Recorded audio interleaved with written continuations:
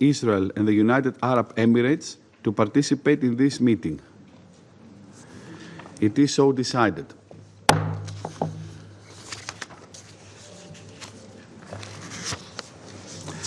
I propose that the Council invite the permanent observer of the Observer State of Palestine to the United Nations to participate in the meeting in accordance with the provisional rules of procedure and the previous practice in this regard. There being no objections, it is so decided.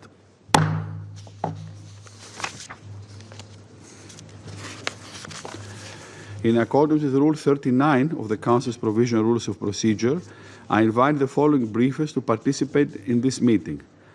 Mrs. Sigrid Kaag, United Nations Special Coordinator for the Middle East Peace Process at Interim, and Dr. Feroz Shidwa. It is so decided.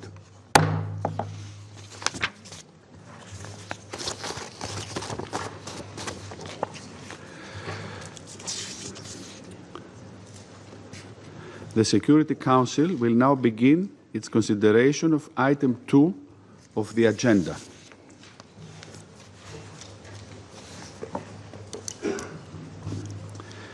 And I now give the floor to Ms. Sigrid Kaag. Thank you, Mr. President. Members of the Security Council, the Middle East region is undergoing a seismic transformation, marked by volatility, but also by opportunity if seized and supported. Its people demand a future of justice, dignity, rights, and peace. There can, however, be no sustainable peace in the Middle East without a solution to the Israeli-Palestinian conflict. There are no shortcuts. The region's future will remain bound to its unresolved past unless bold political will and decisions break the cycle. The two-state solution is on life support. Reviving it requires collective action. Peace cannot be a transaction or a partial, temporary arrangement. It needs to be built on international consensus, legitimacy, moving it from managing the conflict to ending it. Mr. President, Israel has the right to live in peace and security. This was undeniably shaken by the horrific terror attacks and the taking of hostages on the 7th of October by Hamas and other Palestinian armed groups. The suffering of the hostages and their families is immense and profound, affecting the entire country. The release of Eden Alexander on May 12th was a welcome but too brief moment of relief. The hostages need to be released unconditionally, and an immediate ceasefire needs to come into effect. Hamas and other armed groups must stop launching rockets towards Israel. Durable security cannot be achieved solely through force. It must be built on mutual recognition, justice, and rights for all. A better path exists that resolves this conflict, de-escalates regional tensions, and achieves a shared vision for peace. The upcoming high-level international conference in June, co-chaired by France and the Kingdom of Saudi Arabia, presents a critical opportunity. It must not be another rhetorical exercise. It must launch a path towards ending the occupation and realizing the two-state solution based on international law, UN resolutions, and previous agreements. A path that unifies the West Bank and Gaza and results in a Palestinian state existing in peace and security alongside Israel, with Jerusalem as the capital of both states. We need to pivot ourselves from declarations to decisions. We need to implement rather than adopt new texts. Mr. President, since the resumption of hostilities in Gaza, the already horrific existence of civilians has only sunk further into the abyss. This is man-made. When speaking of our fellow human beings in Gaza, words such as empathy, solidarity, and support have lost their meaning. We should not become accustomed to the number of people killed or injured. These are daughters, mothers, young children whose lives have been shattered. All have a name, all had a future, all had dreams and aspirations. And since the collapse of the ceasefire in March, civilians have constantly come under fire, confined to ever-shrinking spaces and deprived of life-saving relief. Israel must halt its devastating strikes on civilian life and infrastructure. The entire population in Gaza is facing the risk of famine. As the Secretary General has said, families are being starved and denied the very basics. On May 18th, the United Nations was informed by the Israeli authorities of the approval for the resumption of limited aid entry into Gaza. Since then, very limited numbers of goods have entered and have been distributed by the United Nations and its partners. But this is comparable to a lifeboat after the ship has sunk. The United Nations, including UNRWA, will continue to provide humanitarian assistance based on the principles of impartiality and neutrality. We have a plan in line with international humanitarian law and Security Council Resolution 2720. We remain committed to engage with all parties to implement this. We cannot, as has been stated often, participate in any mechanism that violates humanitarian principles. And allow me to reiterate that aid cannot be negotiable, and there can be no question of forced displacement. Civilians in Gaza have lost hope, Mr. President. Instead of saying goodbye, see you tomorrow, Palestinians now say, see you in heaven. Death is their companion. It's not life, it is not hope. Palestinians in Gaza deserve more than survival. They deserve a viable and vibrant future. Ultimately, any sustainable solution for Gaza is political. Agreements and work on post-war arrangements for security and governance should not wait any longer. This includes support for a reformed, revitalized and empowered Palestinian government to govern Gaza and West Bank. And Israel's legitimate security concerns must be met. The region has a vital role to play, with active engagement by the international community. Mr. President, while Gaza rightly captures the world's attention, the West Bank is on a dangerous trajectory. Developments are best described as accelerating de facto annexation through settlement expansion, land seizures, and settler violence. And if not reversed, this will make the two-state solution physically impossible. Israeli security operations in the northern West Bank, particularly in refugee camps, and ensuing armed exchanges have resulted in many Palestinians killed, including children, thousands displaced, and many without home. Attacks by Palestinian militants have also continued, resulting in Israeli civilian casualties, including the death of a pregnant woman. Violence against civilians from any side is never justified.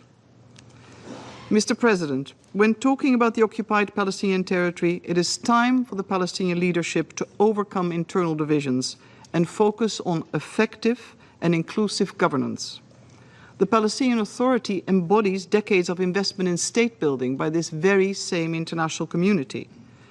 And the international community needs to continue to support and protect Palestinian institutions.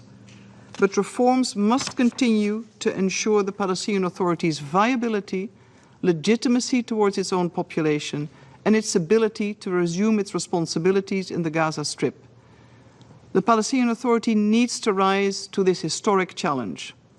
However, the absence of a political process to end the conflict, coupled with stalled reforms and Israeli economic, administrative and security measures, significantly hamper real-time progress. Mr. President, in closing, I would like to reinforce the following points. 1.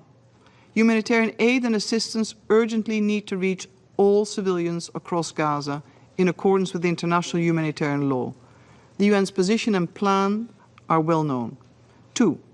The people of Gaza cannot afford to wait for the resumption of essential services. Livelihoods and human dignity need to be restored. Early recovery needs to resume immediately. 3. Forced displacement of civilians must unequivocally be rejected and prevented as per international law.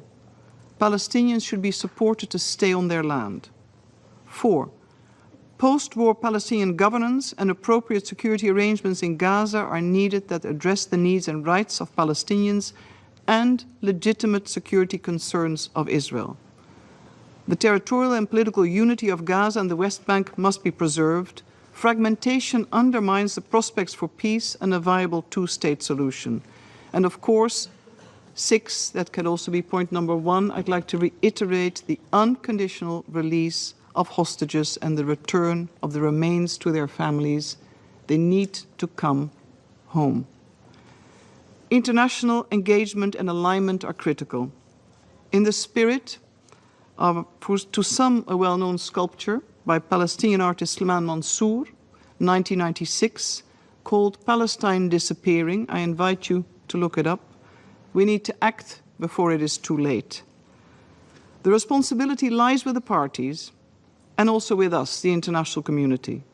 We need to act now to reverse the current trajectory. A well-defined, widely supported and time-bound political process accompanied by safeguards and guarantees is essential. Statehood is a right. It is not a reward. Let us not be remembered as the generation that let the two-state solution disappear. Let us be the generation that chose courage over caution, justice over inertia, and peace over politics. Let's be part of the generation that can make this happen. Thank you, Mr. President. I thank Mrs. Kak for her briefing. I now give the floor to Dr. Feroz Shitwa. Please.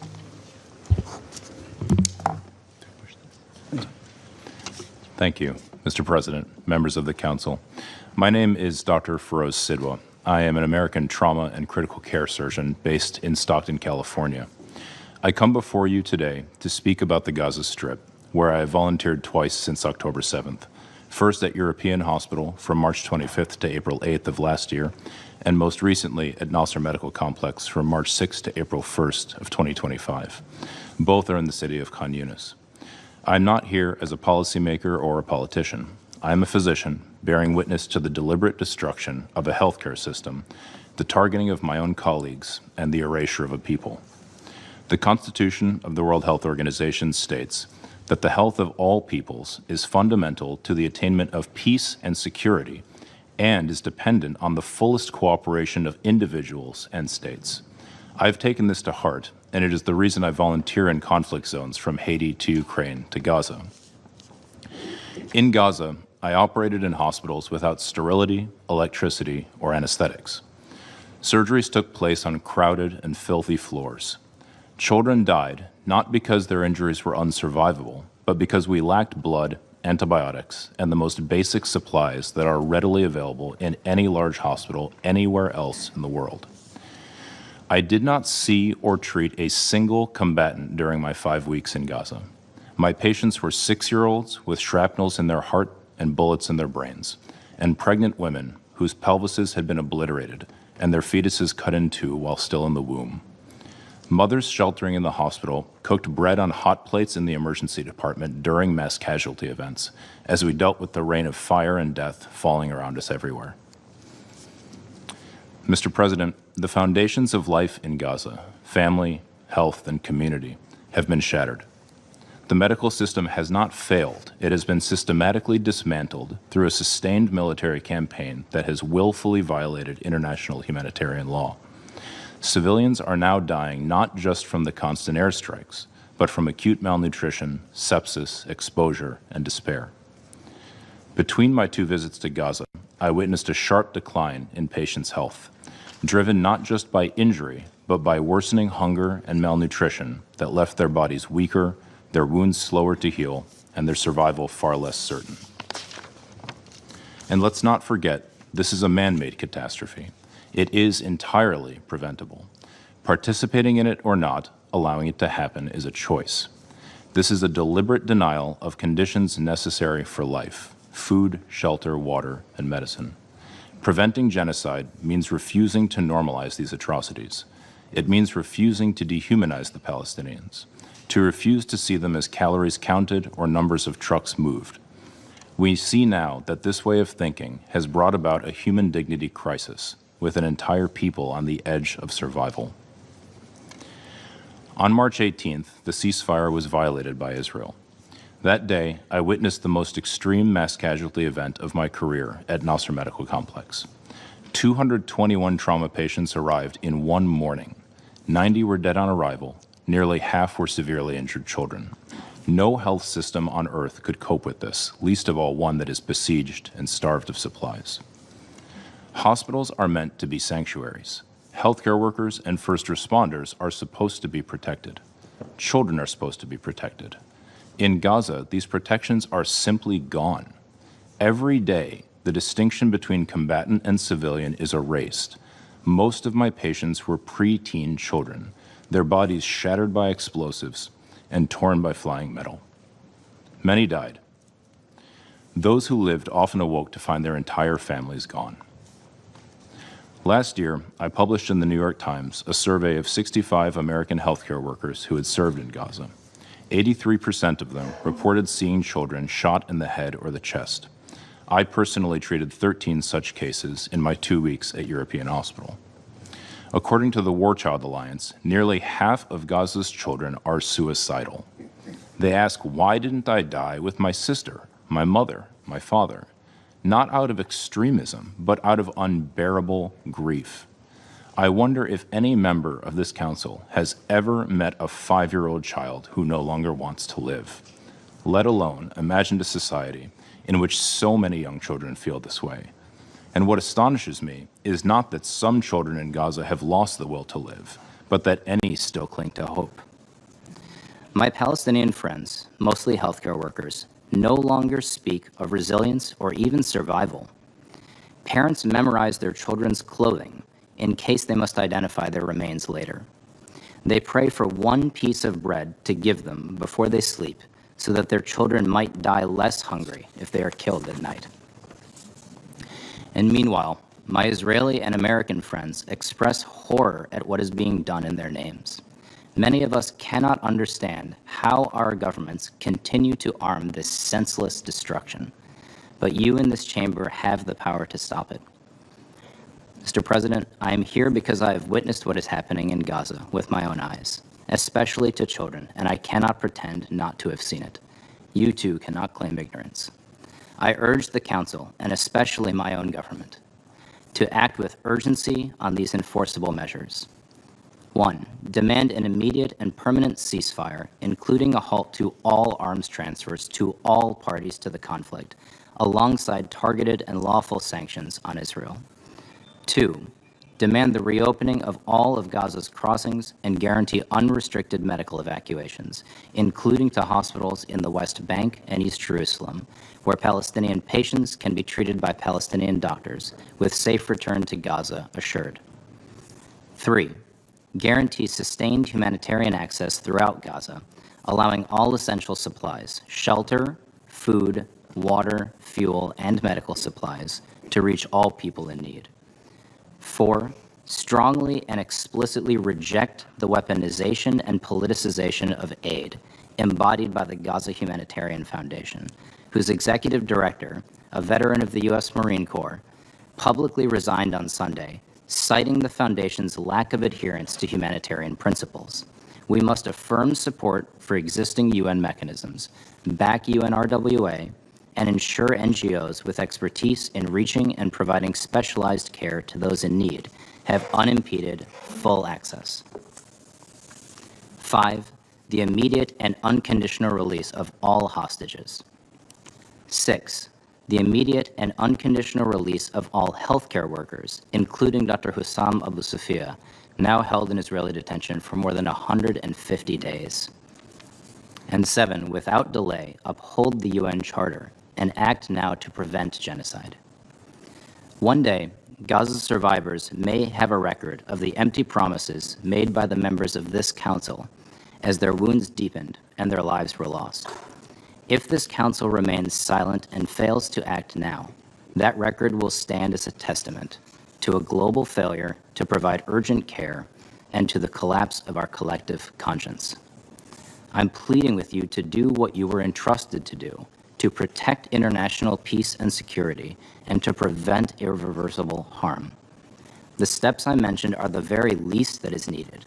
I'm asking my own government's representative to hear the voices of the majority of Americans who are calling for the same. If this continues, there will be no Palestinian doctors left, no one to care for the sick and wounded. There will be no Palestinians left to rebuild the healthcare system. We are losing a generation before our eyes, condemning people to die of hunger, disease, and despair, deaths that could be easily prevented. Thank you.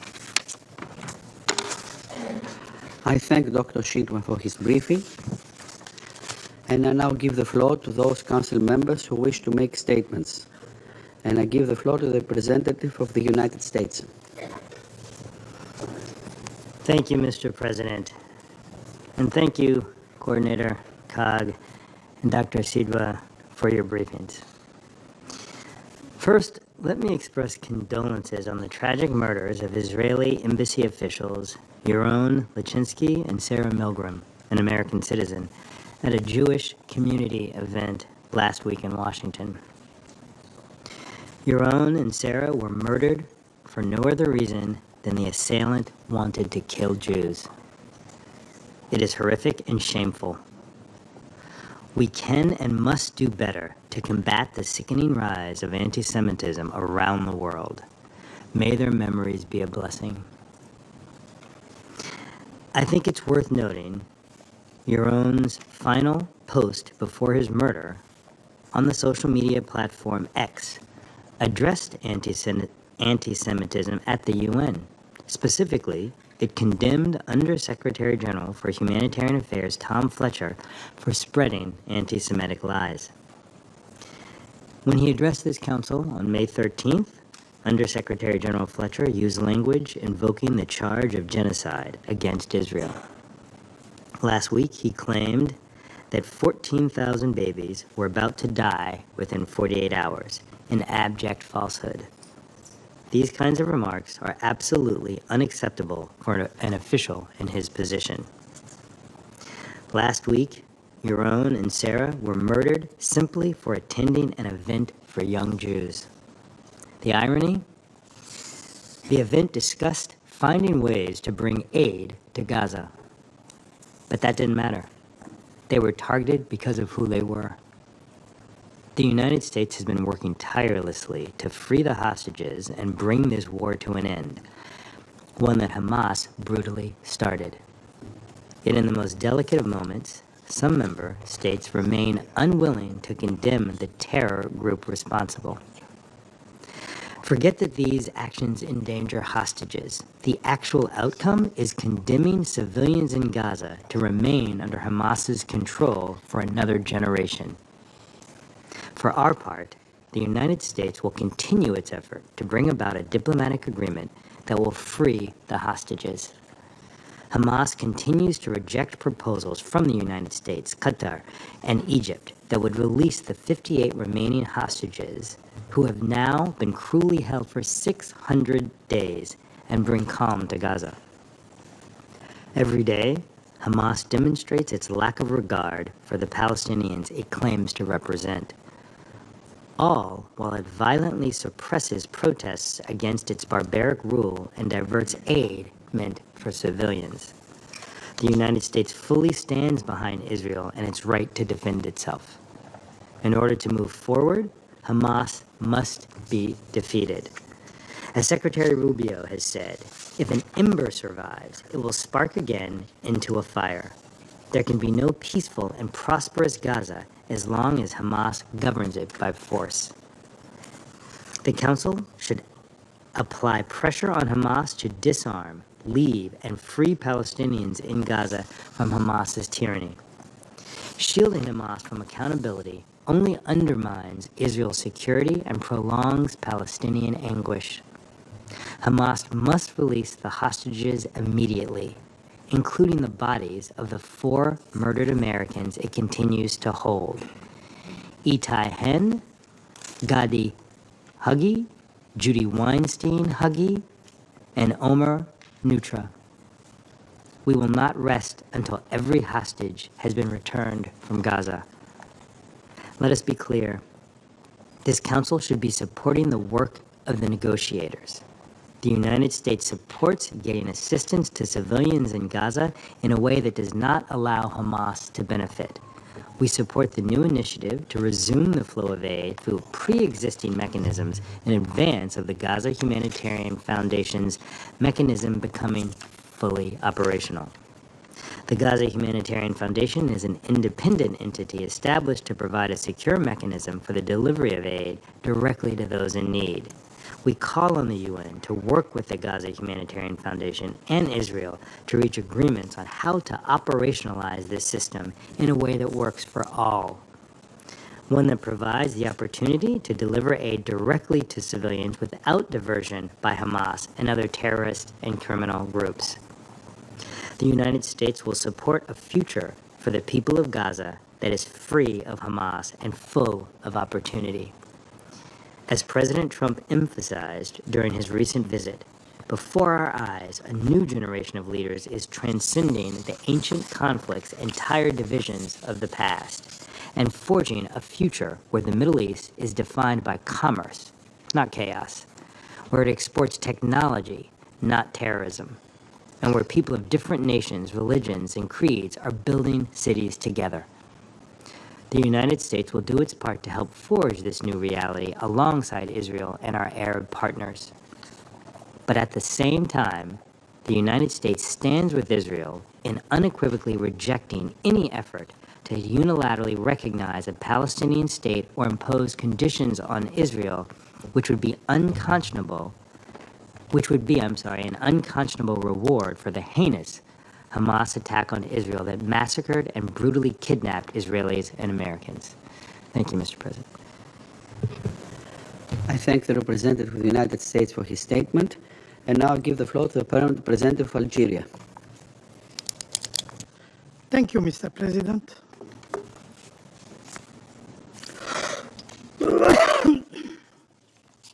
At the outset, I would like to thank Ms. Sigrid Kaag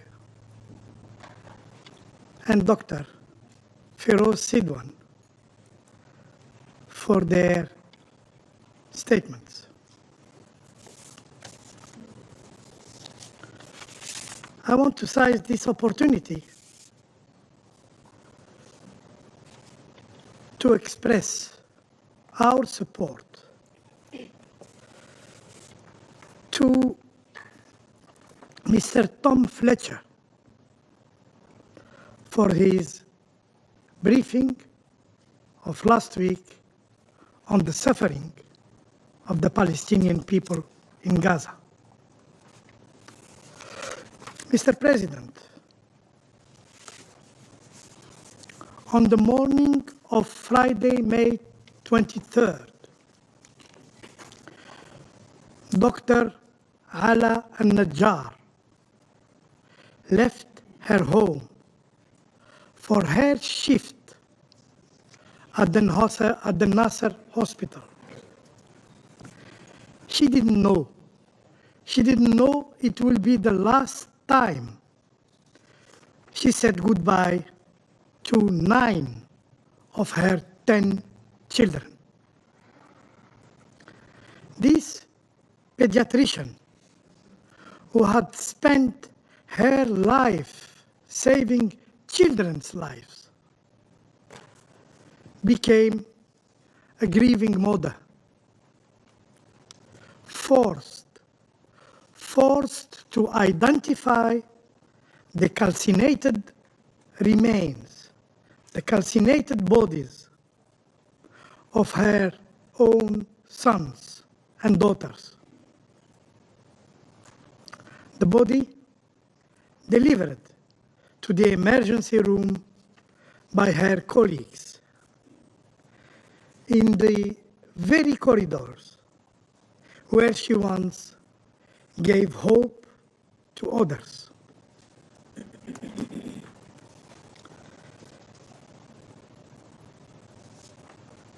Dr. Najjar's children had names: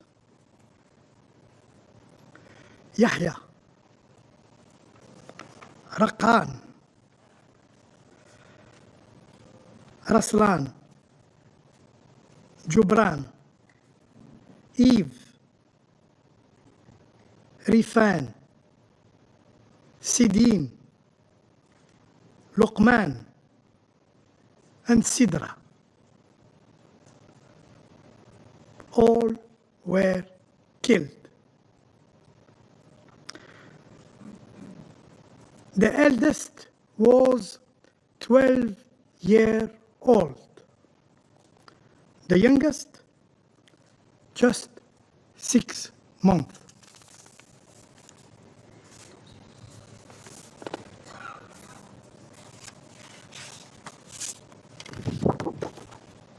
These are these children.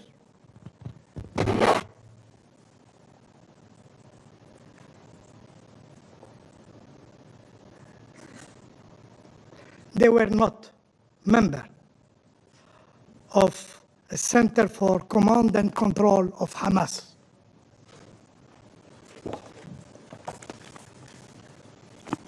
As Dr. Najjar buries her children,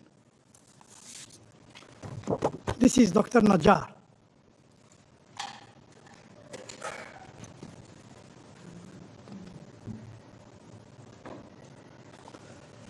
As Dr. Najjar buries her children, her husband, Hamdi,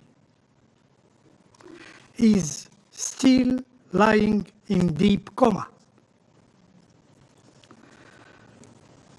And her 10-year son, Adam, critically wounded, is lying in the hospital. We hope he will be surviving.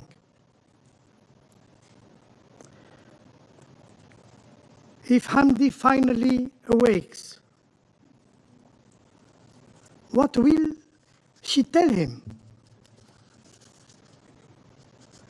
And when Adam asks about his brothers and sisters, what story can she tell him? President, in another horrifying scene, young Warda Sheikh Khalil, a 6-year-old girl, tried to flee the flames.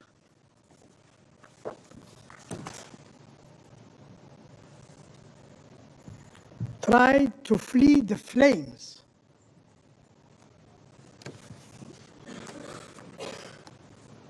The flames engulfing her school, her shelter, after an Israeli airstrike. This shelter, meant to protect displaced civilians, became a crematory oven.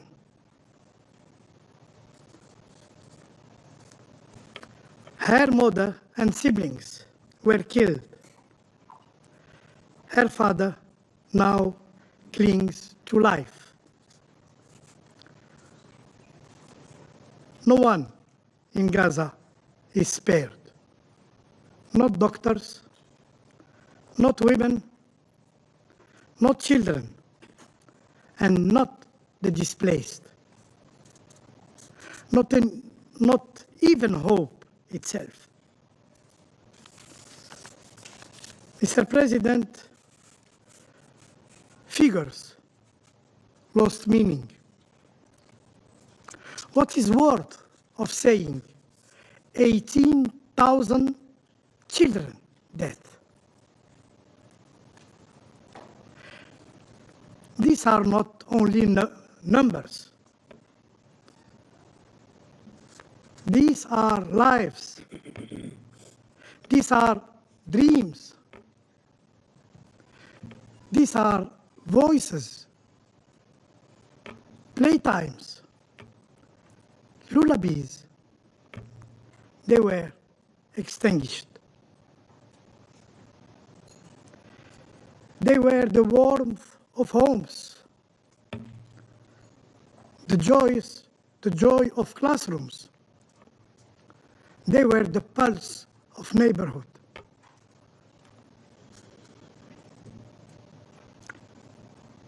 The Israeli army killed them.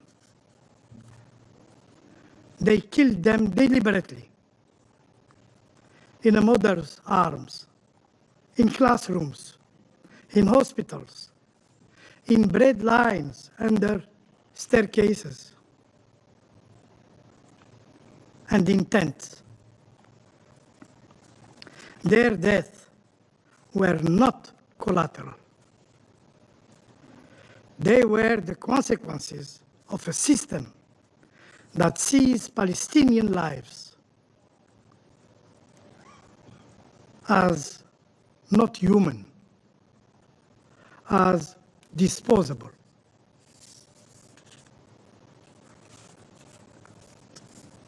There is no fading echo. It is a scream. And these horrors must end. The remaining survivors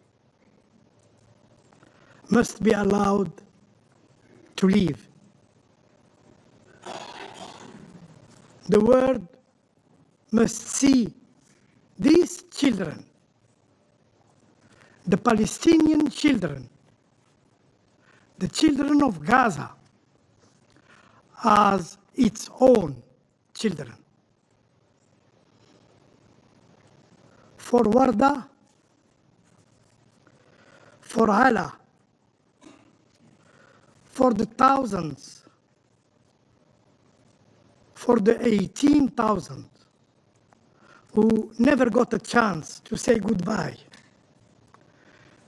we must act. Mr. President, words of condemnation are no longer enough. We must act now. Since October the 7th, Israel, the occupying power, has killed more than 54,000 people. Yes, it's no more 53,000 people. Today, it's 54,000 people. Israel wounded more than 123,000 people. And since March 18 alone, more than 3,900 have been killed and over 11,000 wounded. How many more must die before action is taken by the Security Council? How many orphans must roam the ruins of Gaza? How much more blood must be spilled before this council acknowledges that enough is enough? My country, Algeria, bears its responsibility and is determined to push the council to act. The time for indecision is over. Mr. President, the Palestinian people were promised a sovereign state with Al-Quds Sharif as its capital by the General Assembly, by this very Security Council, and by the international community. Yet, 3 decades after Oslo, the dreams the dream of a Palestinian state is vanishing under the boots of the Israeli occupation and the silence of the international community. The Israeli occupation persists, emboldened by impunity, by immunity. Settler violence surges. Settlement spreads. Palestinian land is swallowed inch by inch, and holy sites are desecrated while the world looks on. The global system means to uphold justice has become paralyzed. So we ask,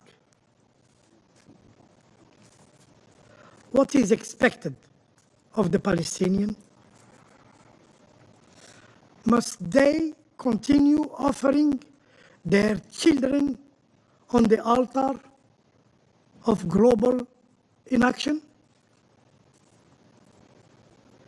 Does the international community still believe in a two-state solution? President, Palestinians, like all human beings, like all people, have the right to life, to dignity, to homeland. They are not an exception. We must resolve this conflict as its roots. Not just a lasting peace can exist. Not just and lasting peace can exist without the realization of the Palestinian people's right to an independent state. As President Abdelmajid Tebboune stated, and I quote, "We must act decisively to end the ongoing historical injustice inflicted upon the Palestinian people. We must urgently revive the peace process, which is currently facing an unprecedented deadlock. It is imperative to compel the occupying power to comply with the relevant United Nations resolutions and to adhere to its obligation. The solution is well known. It's time for its implementation. I thank you. I thank the Permanent Representative of Algeria for his statement, and now I give the floor to the Permanent Representative of Denmark. Thank you, Mr. President.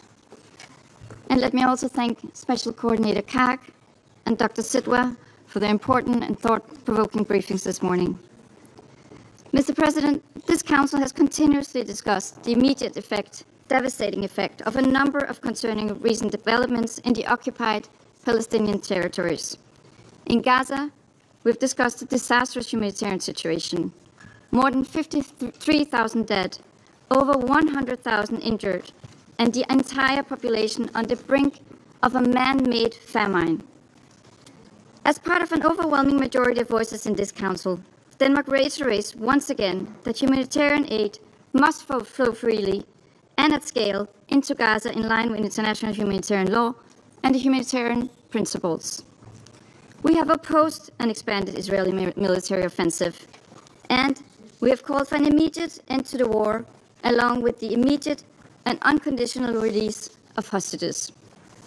In the West Bank, We've called for an end to settler violence and illegal settlements, which have recently accelerated an unprecedented speed.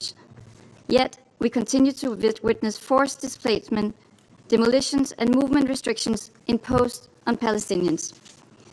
Mr. President, as we condemn the immediate effects of these developments, this Council has a responsibility to address their long-term impact on international peace and security.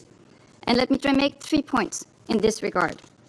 First, the people of Gaza are starving. Starvation, especially for children, can cause irreversible harm that could impact the rest of their lives. The IPC warns that 71,000 children under 5 years old and 17,000 pregnant and breastfeeding women are threatened by acute malnutrition. We stress the need for Israel to take immediate action to protect the human rights to life. All parties to the conflicts are bound to comply with international humanitarian law and the obligation to protect civilians, including Palestinian children, from harm. We also recall that the right to food is a fundamental human right. Second, the war in Gaza has caused major destruction of civilian infrastructure with devastating effects on children's education. More than 95% of all schools in Gaza have sustained damage. 660,000 children are pushed out of school and have lost as much as 19 months of education. In occupied East Jerusalem, another 800 students were forced out of their classrooms earlier this month after Israeli forces forced the closure of 6 UNRWA schools. Losing access to education risks leading to long-term consequences for children's well-being and learning.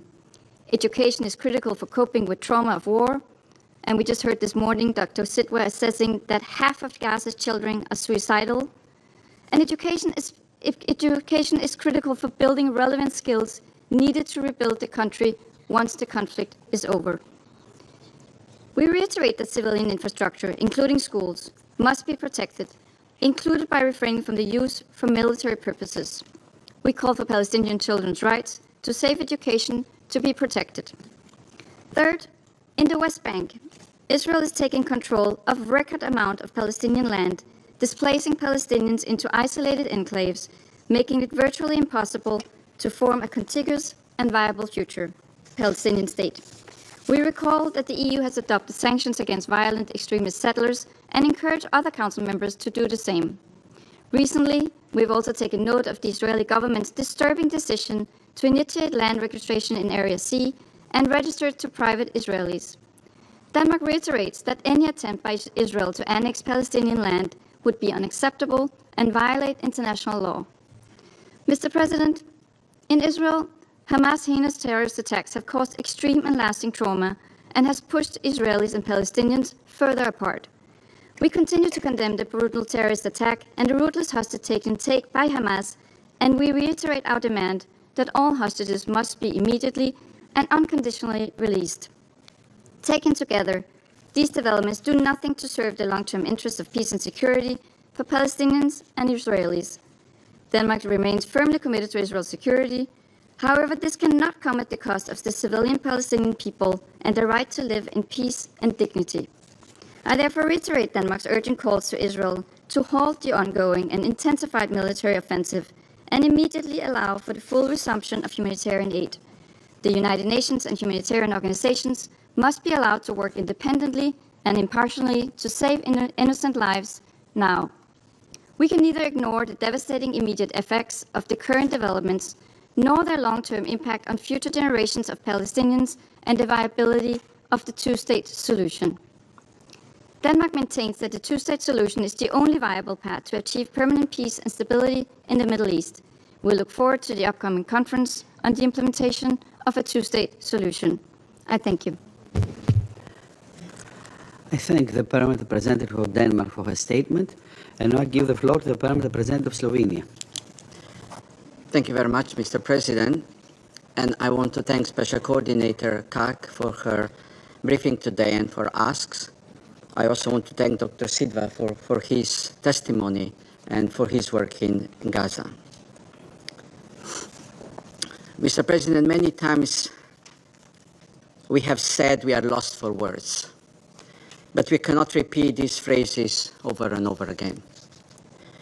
Early on during our council term, I instructed my team to avoid lengthy explanations of the situation on the ground in our statements. This is for the briefers, who usually on a weekly basis or even more often inform us about the state of affairs. And here at the UN and in the Security Council, I think we are very lucky. We are very privileged. We are honored to have the best briefers on the situation on the ground. From Special Coordinator Kag to Undersecretary General Fletcher to civil society briefers like Dr. Sidva today. Our role is not to challenge the briefers, is not to challenge the messages, but to address the message. Our role is to take positions, to be the one who takes into account briefings, the one who can carefully examine the positions of the others and find possibilities for the Council to react to threats of international peace and security. Mr. President, my statement can be summarized in one word and one sentence. The word is responsibility. And the statement is, we have responsibility to protect civilians in Gaza. Burning tents, striking schools and shelters, continuously displaying civilians, causing hunger, shutting down hospitals, cutting essential services. These grave violations of international humanitarian law and human rights law have pushed thousands of civilians to the brink of survival. As the task of listing every single cruelty has become impossible, our responsibility not to remain silent has become clearer, and the responsibility to act.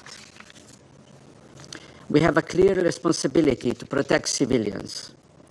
With the alarm bells ringing through the latest IPC report and the information circulating on the hunger in Gaza, we continue calling for immediate lifting of the blockade on Gaza.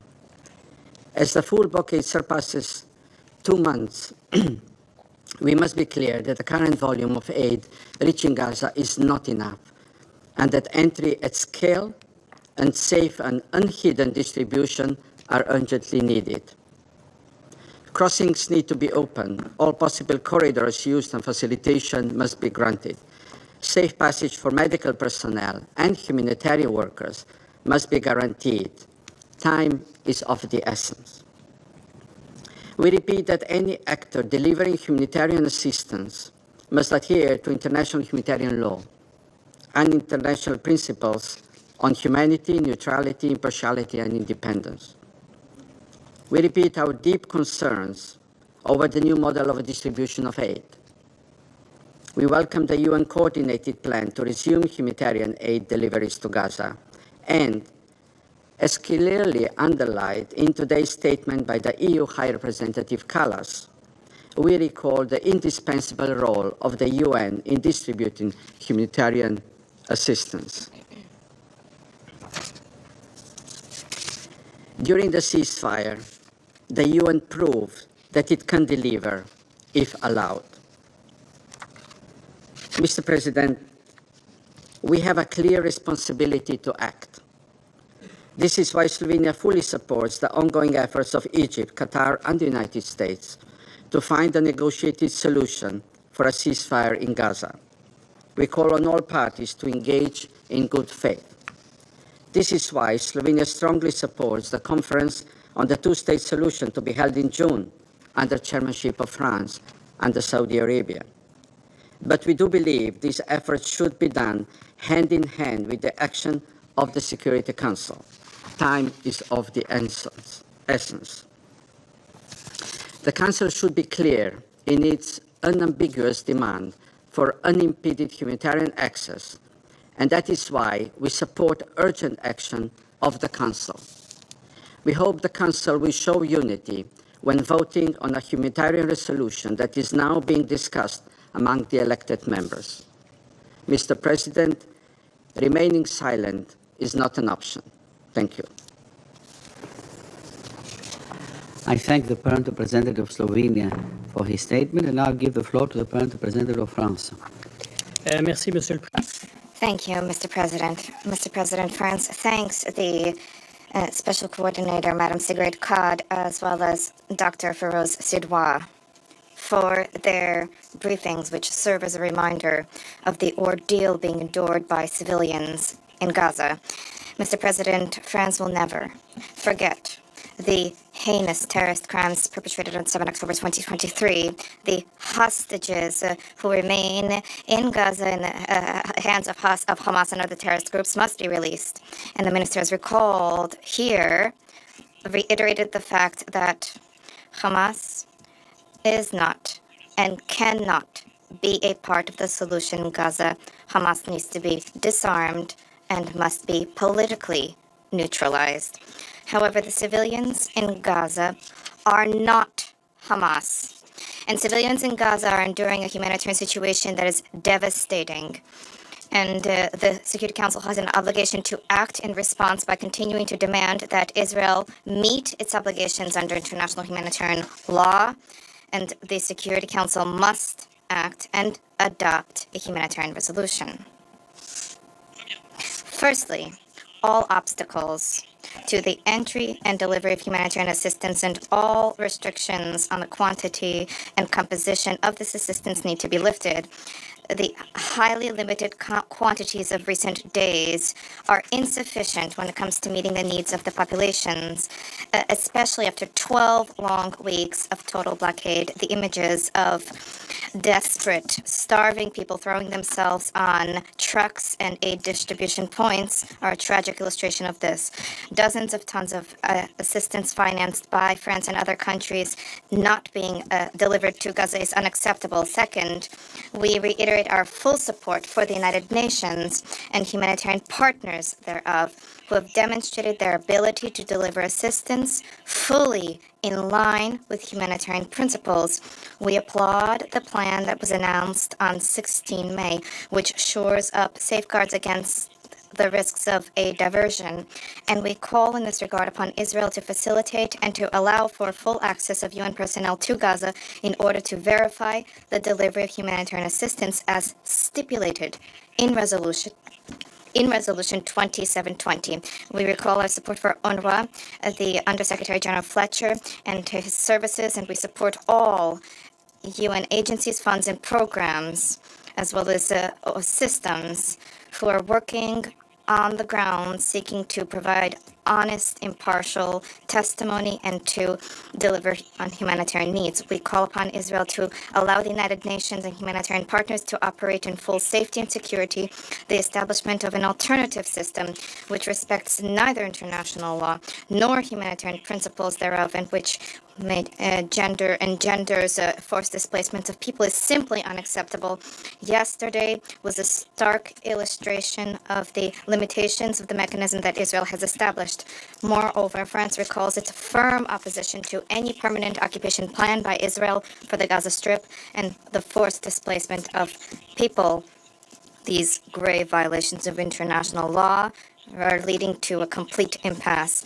Moreover, the protection of civilians and civilian infrastructure is part and parcel of Israel's obligations under the Geneva Conventions. Recurrent strikes targeting schools, hospitals, homes are unacceptable and must end. Mr. President, there is an urgent need for Israel to cease its military operations, for a permanent ceasefire to be established in Gaza. We call upon the parties to revert back to full respect with the ceasefire. We applaud the efforts undertaken by the United States, Qatar, and Egypt as they endeavor to facilitate negotiations. I wish to reiterate the following. We stand in solidarity with all the families of all of the hostages who need to be released without delay. We reaffirm the right of Israelis to live in safety and security. We condemn the recent Houthi attacks. However, there's an urgent need to propose an alternative to war for Palestinians and Israelis, an alternative rooted in the two-state solution, one that reflects the legitimate aspirations of the two peoples, Palestinians and Israelis, to have a state and to live in peace and security. France thanks member states for their mobilization during the preparatory meeting on the 23rd of May, specifically those who have accepted the responsibility of the working group. There's a need now to adopt concrete political, financial, material commitments to preserve the two-state solution with a view to the convening of the conference, which France will co-chair with Saudi Arabia on the 17th to the 20th of June 2025. This is an international conference which will be convened at the request of the General Assembly to support the two-state solution here in New York. The foreign minister recalled that France wishes to see this conference resulting in meaningful progress on peace, security for Israel and Palestine, the recognition of Palestine as a state, normalization and regional integration, disarmament of Hamas, and the restoration of Palestinian governance. Thank you. I thank the Permanent Representative of France for his statement, and now I give the floor to the Permanent Representative of Guyana. Mr. President, thank you for convening today's meeting. I also thank Special Coordinator CAG for her comprehensive briefing, and I have also listened carefully to the moving testimony of Dr. Sidwa. Mr. President, about 2 weeks ago, we received a sobering briefing from USG Tom Fletcher as he appealed to us to seriously examine the legacy of this council, or the legacy this council would leave in relation to what is currently taking place in Gaza. Today, we have again heard a similar appeal from Special Coordinator CAG and Dr. Sidwa, even as the situation continues to worsen in unimaginable ways.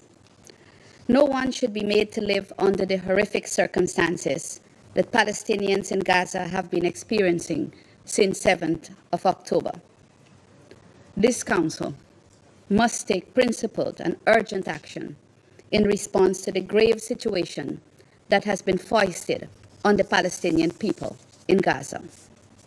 Mr. President, as efforts continue for achieving a return to the ceasefire between Israel and Hamas, Guyana is of the view that any peace deal reached should have at least 3 guarantees. First, Palestinians should not be forced to give up any of their rights in exchange for peace. Specifically, they should not be forced to forfeit their homeland. A choice between continuation of the Israeli offensive and forced displacement is a false choice.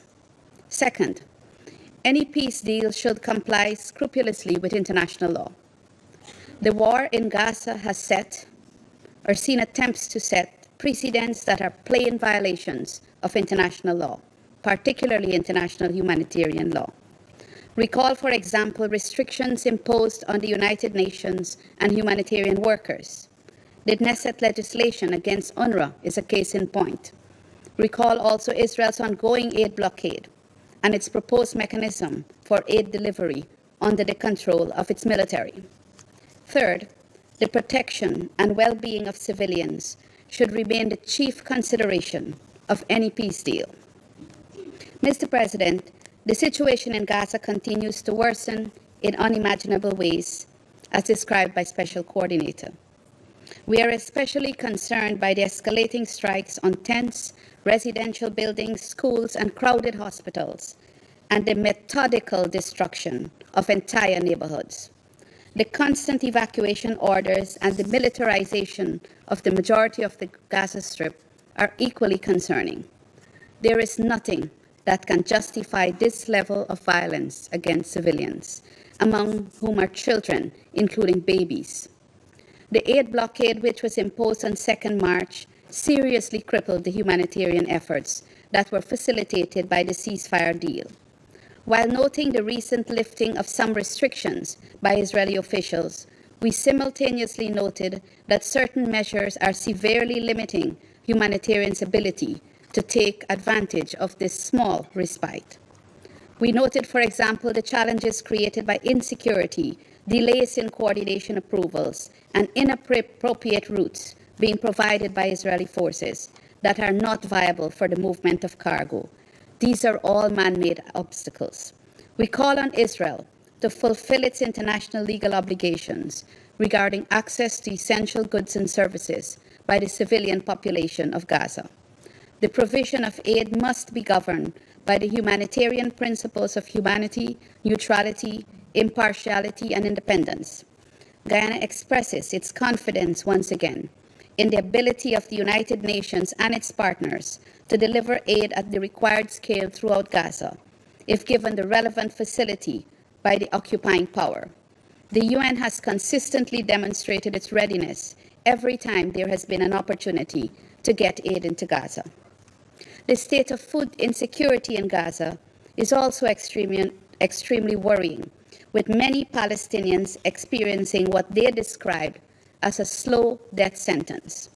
The testimony of humanitarians in Gaza that, and I quote, Palestinians prefer to die by an airstrike than to go through the suffering of a lack of food and lie to their children about their next meal, end of quote, is an indictment on those who have created these types of choices for innocent civilians.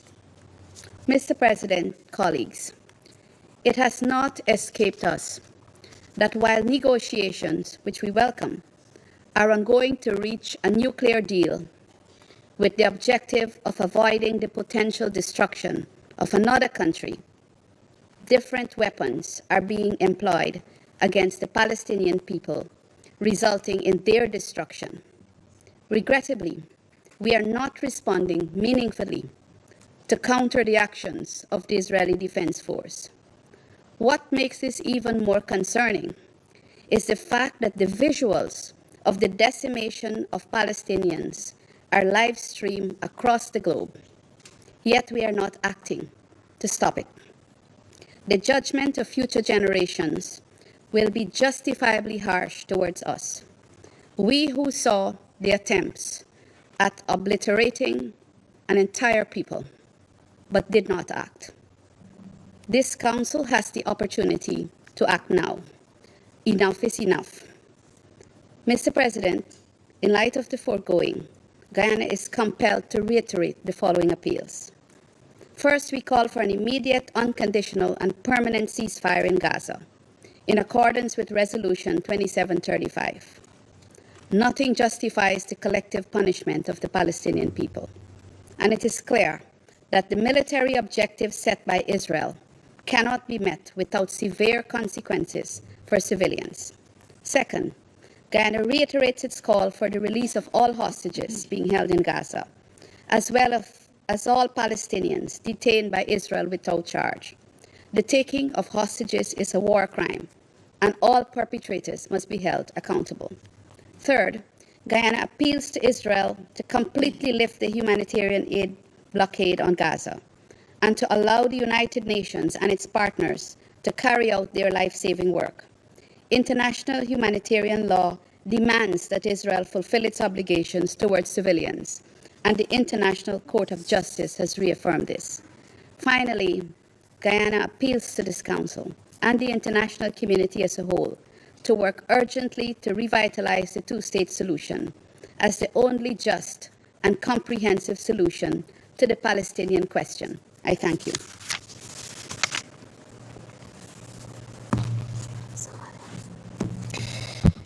I thank the representative of Guyana for the statement. I now give the floor to the representative of Somalia. Thank you, Mr. President. We thank the Presidency for convening this timely meeting in light of the deepening humanitarian crisis in the occupied Palestinian territories. We thank Ms. Sigrid Kaag for her briefings and for her efforts as the UN Special Coordinator for the Middle East peace process. We also thank Dr. Feroz Sedwa for his briefings. We remain gravely alarmed by the dire humanitarian situation in Gaza, where the continued military escalation has pushed the population to the edge of survival. There is quite simply no safe place to go in Gaza for civilians. The recent reports of famine risk, forced displacement, and destruction of vital infrastructures are deeply distressing. This is a crisis entirely man-made and preventable which is exacerbated by the persistent denial of access to a life-saving aid.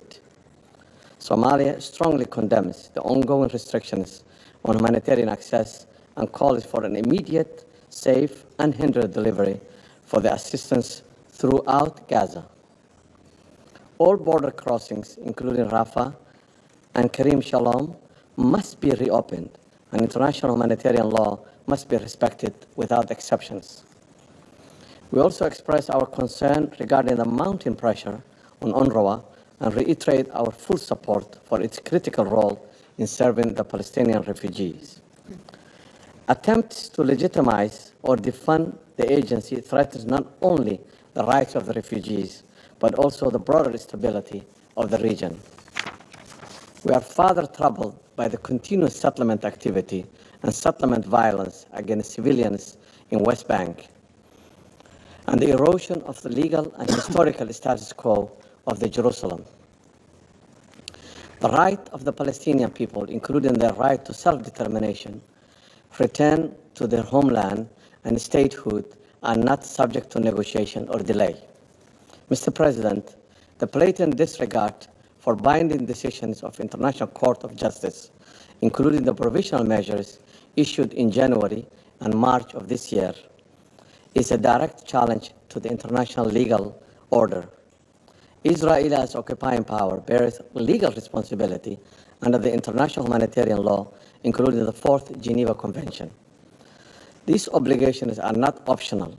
They are binding, and they must be enforced.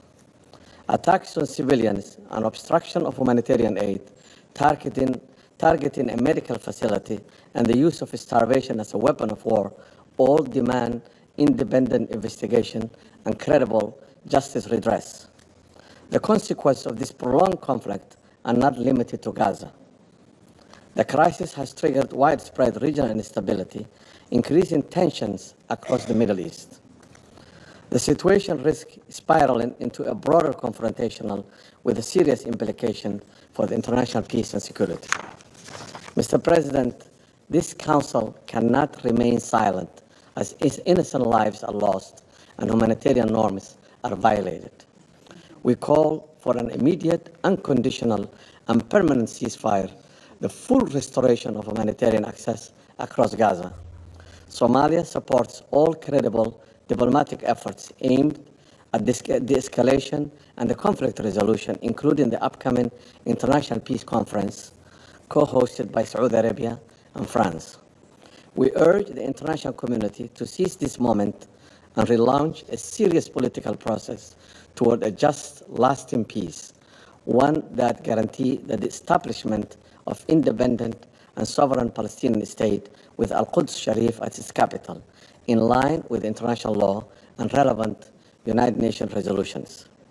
To conclude, Mr. President, my delegation reaffirms its commitment to working alongside fellow Council members and regional partners to uphold international law, defend humanitarian principles, and advance the legitimate rights of the Palestinian people.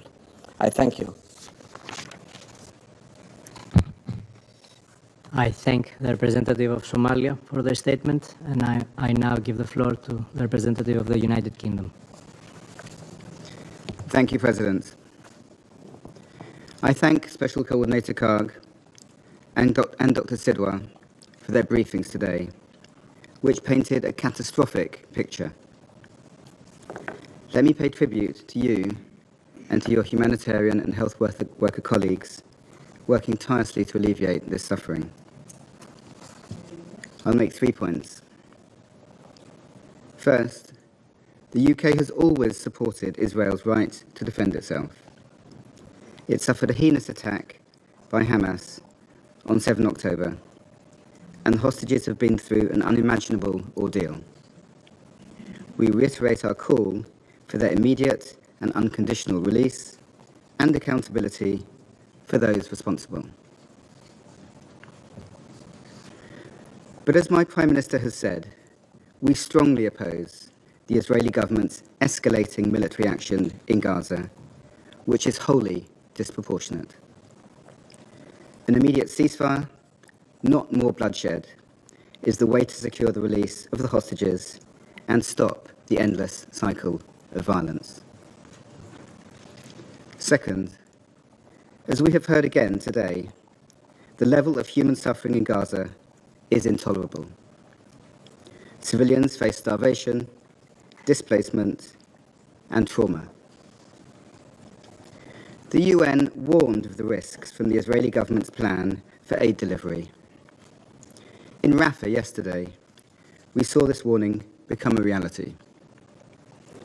The Gaza Humanitarian Foundation lost control of its distribution centre, with multiple casualties reported and great distress for those desperately seeking aid. In contrast, the UN has a clear plan to deliver life-saving aid at scale. It contains robust mitigations against aid diversion. Brave humanitarians stand ready to do their jobs. 9,000 trucks wait at the border. Our message to Prime Minister Netanyahu is clear. Let aid in and enable the UN to operate now. We reiterate our support for the UN, OCHA, and all its aid agencies. We also reject the Israeli government's unacceptable intention to take control of the Gaza Strip.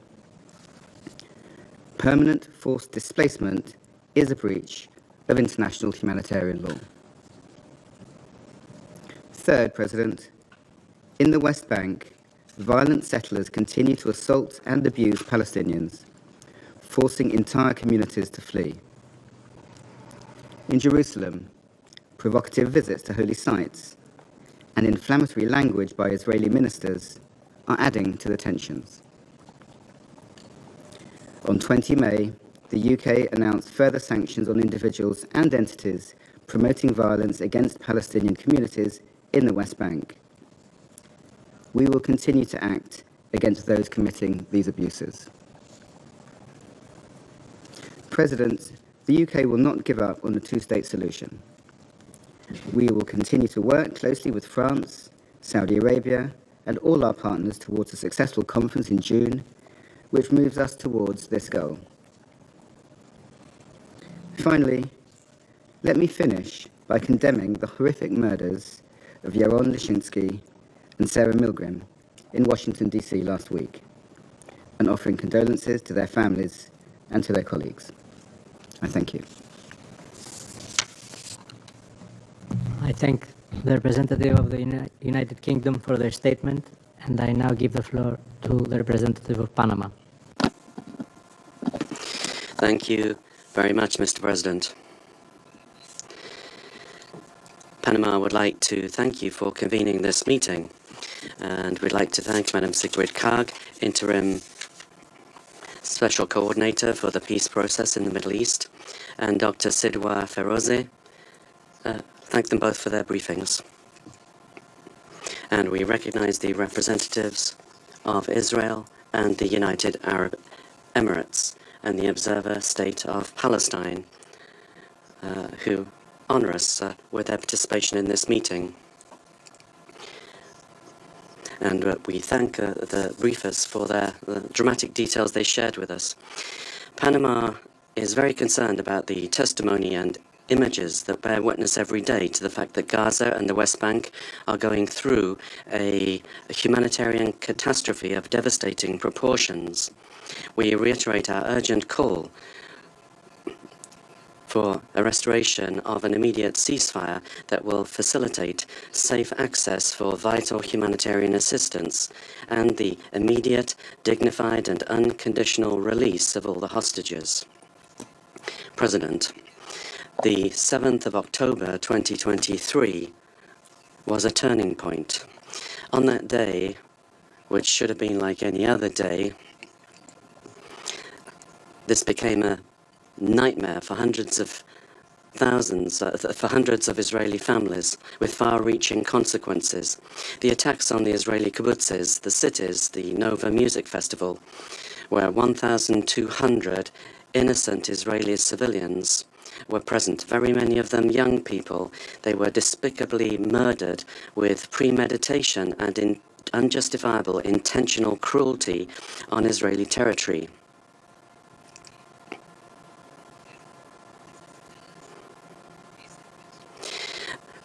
These people were murdered and another 251 kidnapped and taken to dark tunnels in Gaza. This was the outcome of the massacre. People who were plucked from their homes and the environment that gave them security. The terror burst into their lives without distinction, leaving behind a still open wound. We'd also like to highlight the silent drama of those that have disappeared. There are still Israeli hostages whose fate is uncertain, as well as very many Palestinians still under the rubble, where there's no clear information about their whereabouts. For some people, the uncertainty with regard to disappearance prevents them from receiving closure in the grieving process. We reiterate our support and solidarity with all the families.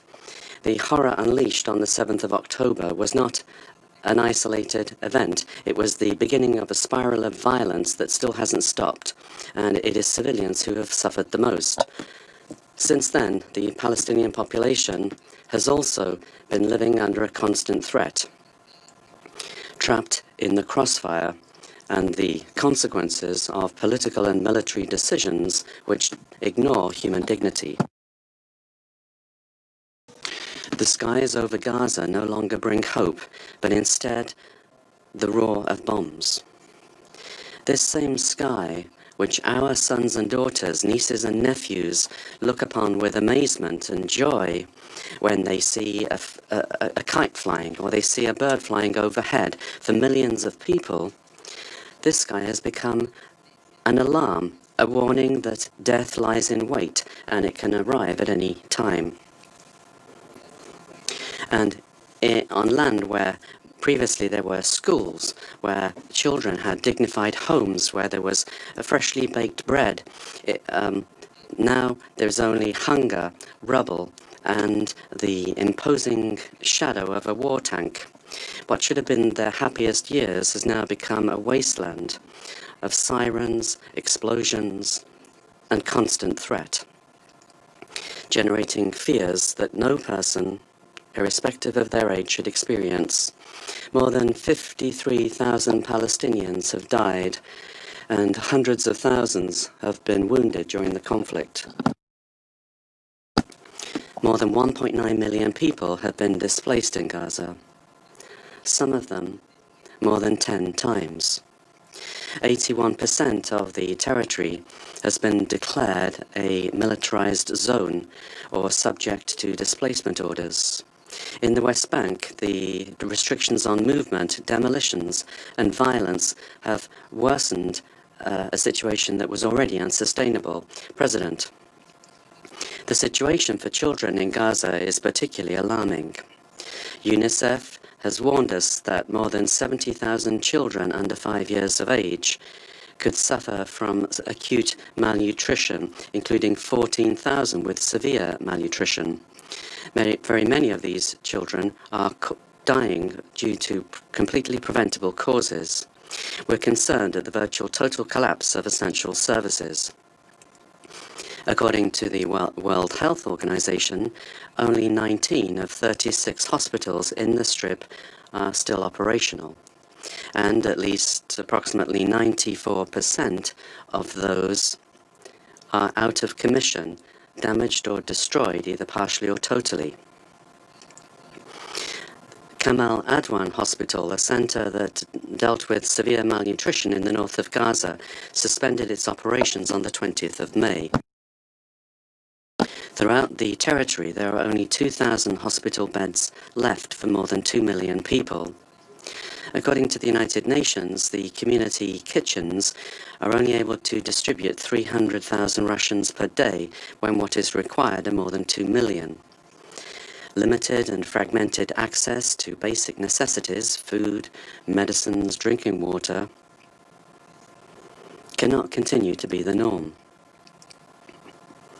We are very concerned to take note of the incidents that occurred yesterday when the chaos caused by a despairing Palestinian population who were hungry overcame a distribution center.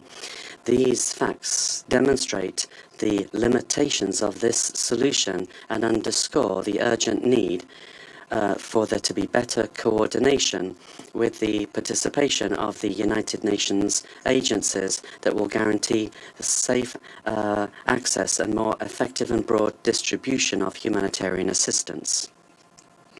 All humanitarian efforts should be led by the principles of neutrality, impartiality, and independence in order to guarantee that aid reaches those that need it the most without interference or any conditions being imposed. Panama expresses its tribute to and thanks to humanitarian workers of the United Nations and others who, in the midst of this horror, continue to provide assistance with bravery. Their work is a flicker of hope in the midst of suffering. Mr. President, Panama reiterates its urgent call for an end to be put to the spiral of suffering of Israelis and Palestinians. The time has come to save lives, to allow unimpeded access for humanitarian assistance, and to bring about the dignified, immediate, and unconditional release of those who still remain in captivity. We are not just speaking about a cessation of hostilities, but rather a moral awakening, a restoration of the basic notion that every human life matters. The future of Gaza cannot continue to be held hostage to the extremism of Hamas and by its express intention to terrorize the Israeli people and keep them hostage to their threats. The future of Palestine and Israel cannot continue to be hostage to fear, hate, and despair. Only political courage, compassion, and a genuine will for reconciliation and efforts for a comprehensive reconstruction will be able to open the path towards lasting peace, where Israelis and Palestinians are able to live side by side in peace with secure, recognized, and mutually respected borders. Peace is not the absence of war, it is the presence of dignity. Thank you very much.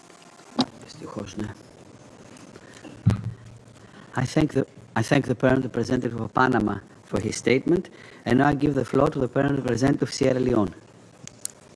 Thank you, Mr. President.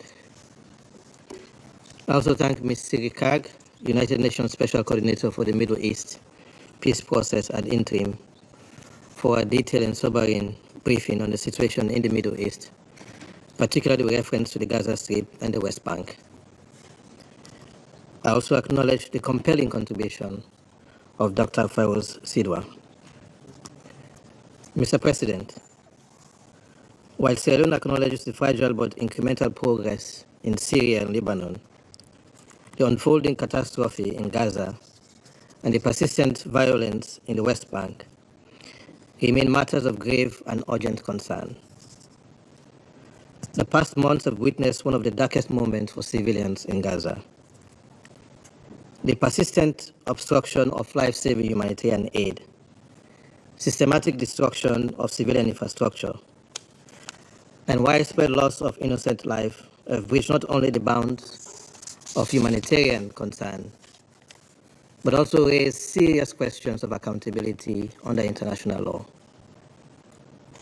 The prolonged blockade and the military operations by the Israeli Defense Forces have rendered over 80% of the territory either under evacuation orders or de facto inaccessible. These actions have created catastrophic conditions that imperil the survival of the civilian population and heighten the risk of starvation, malnutrition, and lawlessness.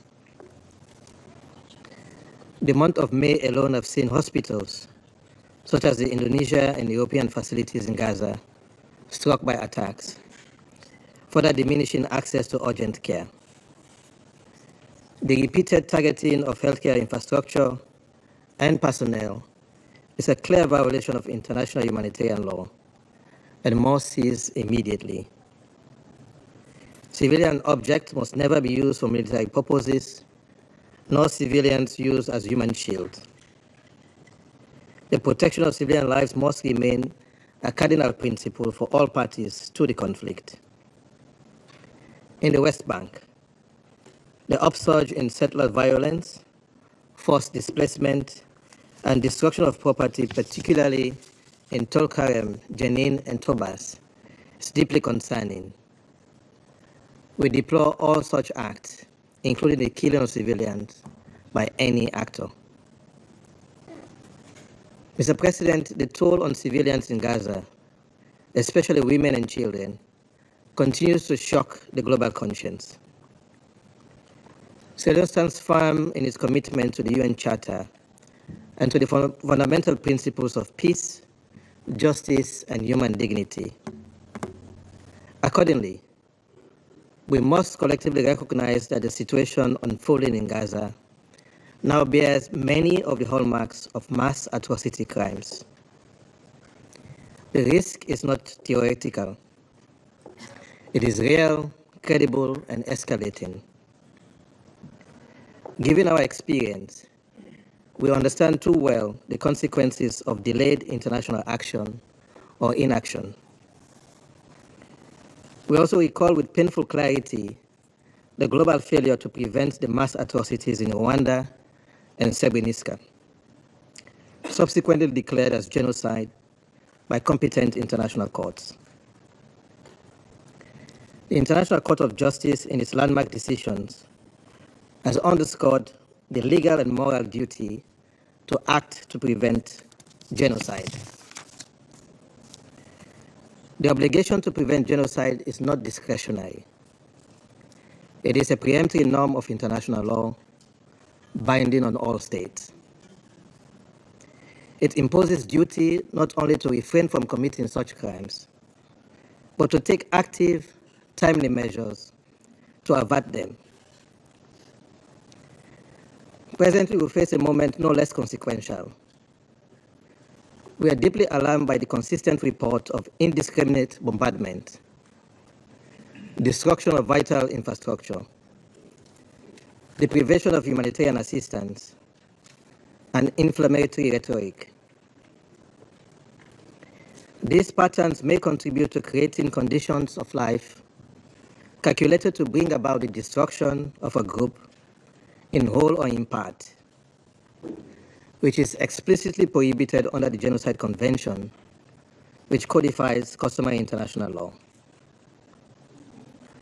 We therefore call for the immediate and unimpeded humanitarian access and for urgent international action to forestall further deterioration of the situation. The closure of crossings and the obstruction of aid are unacceptable and must be reversed without delay. The complicity of the international community must not be repeated.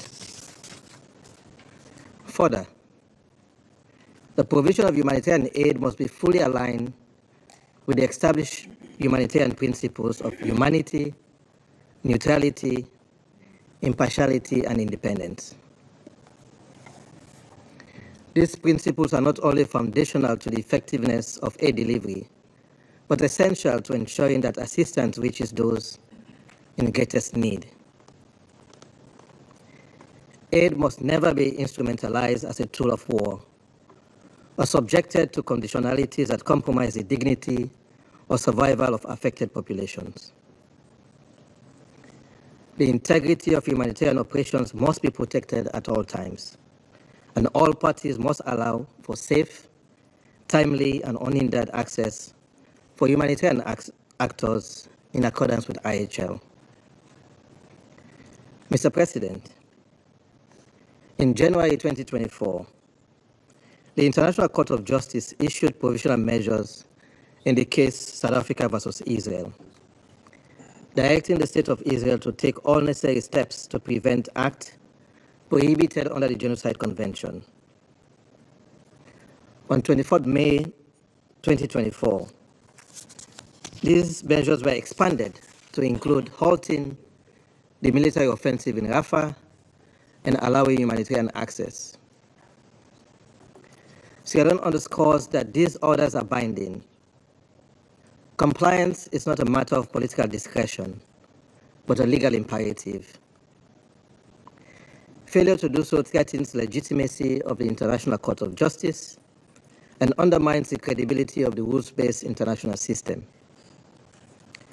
Colleagues, at the core of the current catastrophe lies a crisis of accountability. The scale of suffering endured by civilians in Gaza and in the state of Israel must not go unaddressed. Perpetrators of grave violation of international law must be held responsible. Sierra Leone believes that upholding international law is indispensable to restoring justice and preventing further atrocities. This Council therefore cannot remain silent. The Council must act with the clarity and conviction that this moment demands. The credibility of the Council and the lives of the thousands of civilians depend on it. Sierra Leone urges a renewed commitment to this Council's charter responsibilities, particularly in preventing atrocity crimes and upholding international humanitarian law. In the Secretary General's Our Common Agenda and in the Pact for the Future, calls have been made for a more predictable and principled approach to early warning, prevention, and accountability. These frameworks must be operationalized through consistent Council engagement and action, including through veto restraint initiatives, particularly in contexts where the risk of mass atrocity is acute. Mr. President, as we call for urgent action on mass atrocity risk, Sierra Leone affirms that only a political solution can bring sustainable peace. We reiterate our support for the two-state solution, with an independent state of Palestine living side by side with the state of Israel in peace and security. While humanitarian actions are vital, they are no substitute for a sustainable diplomatic process. Ceasefire, the release of hostages, and the lifting of humanitarian blockades must be the starting point. We commend the diplomatic efforts of Egypt, Qatar, and the United States, and urge for continued mediation. We call on the parties to act with urgency and in good faith. Sierra Leone believes that unless the root causes of occupation, settlement expansion, and political exclusion are addressed, durable peace will remain elusive. We affirm our full support for a negotiated, just, and lasting political solution, grounded in international law and the relevant UN resolutions. This conflict has inflicted immense suffering, claimed countless lives, and seen too many missed opportunities for peace.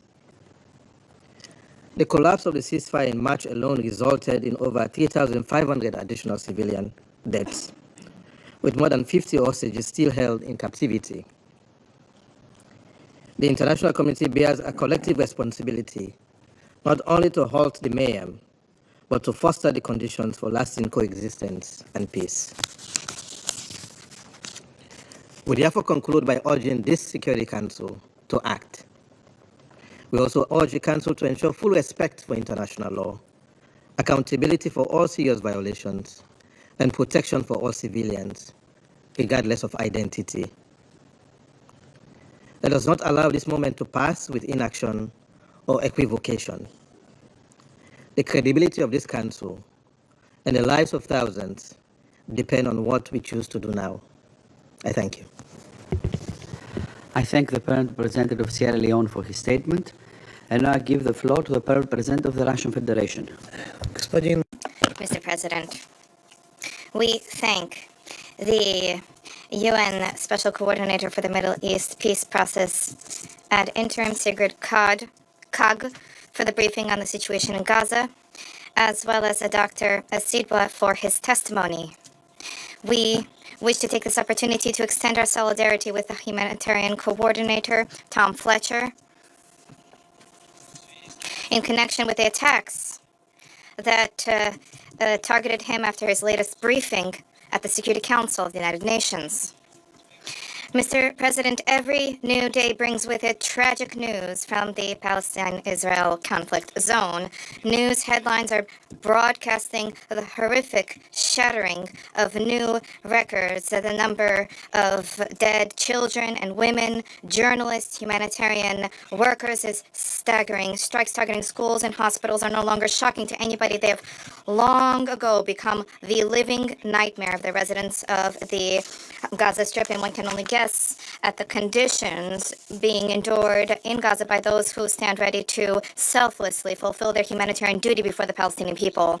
Despite this, the hope for the possibility of a peaceful resolution to the conflict and the restoration of the January deal, which has been kindled by reports about the intense efforts undertaken by mediators, this hope was still alive. However, this hope was not fated to come to pass. On 16 May, Israel launched the Gideon's Chariots operation, which has further exacerbated the suffering endured by peaceful Palestinian civilians. The biblical name belies the brutal aim of this operation, that is control over all of Gaza, the cleansing of the north of the enclave, of the north of the strip from its residents, and their forcible displacements to the south. Already today, the IDF controls 77% of the territory of the Gaza Strip. With the resumption of hostilities in March, nearly 4,000 Palestinians have been killed, and since October 2023, nearly 54,000 people have been killed, 123,000 have been wounded. The military operation has in no way yet helped to resolve the issue of the hostages. The only hostage who was released recently, the U.S.-Israeli citizen Idan Alexander, was handed over by Hamas representatives as a gesture of goodwill. Another 33 hostages were able to return to their homes and reunite with their loved ones as a result of a deal which was reached in January. And the fates of the other hostages against the backdrop of the active military operations in the Strip remains uncertain. Mr. President, the untold suffering endured by the Palestinian population and the remaining hostages is the result of the humanitarian blockade of Gaza, which Israel imposed on 2 March.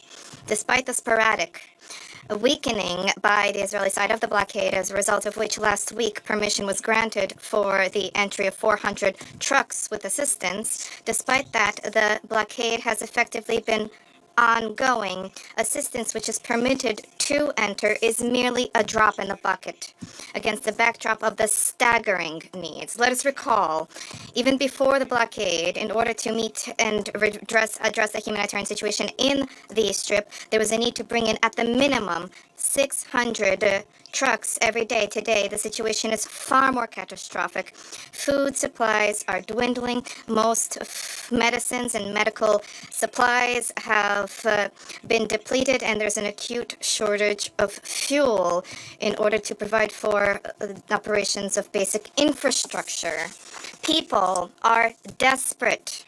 We have seen what happened at the assistance distribution point, the Gaza Humanitarian Foundation point.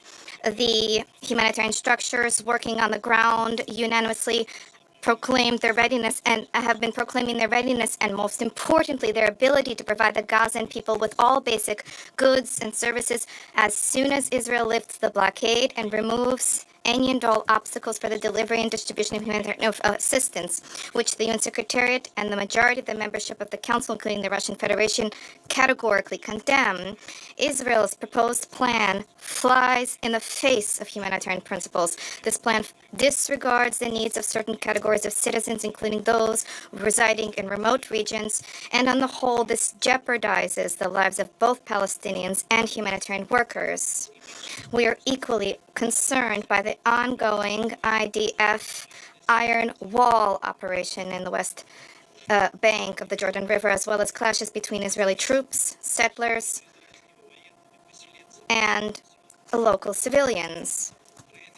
Military operations are engulfing Burkin, Jenin, Tulkarm, Husan, as well as Nabluses and Hebron's environs.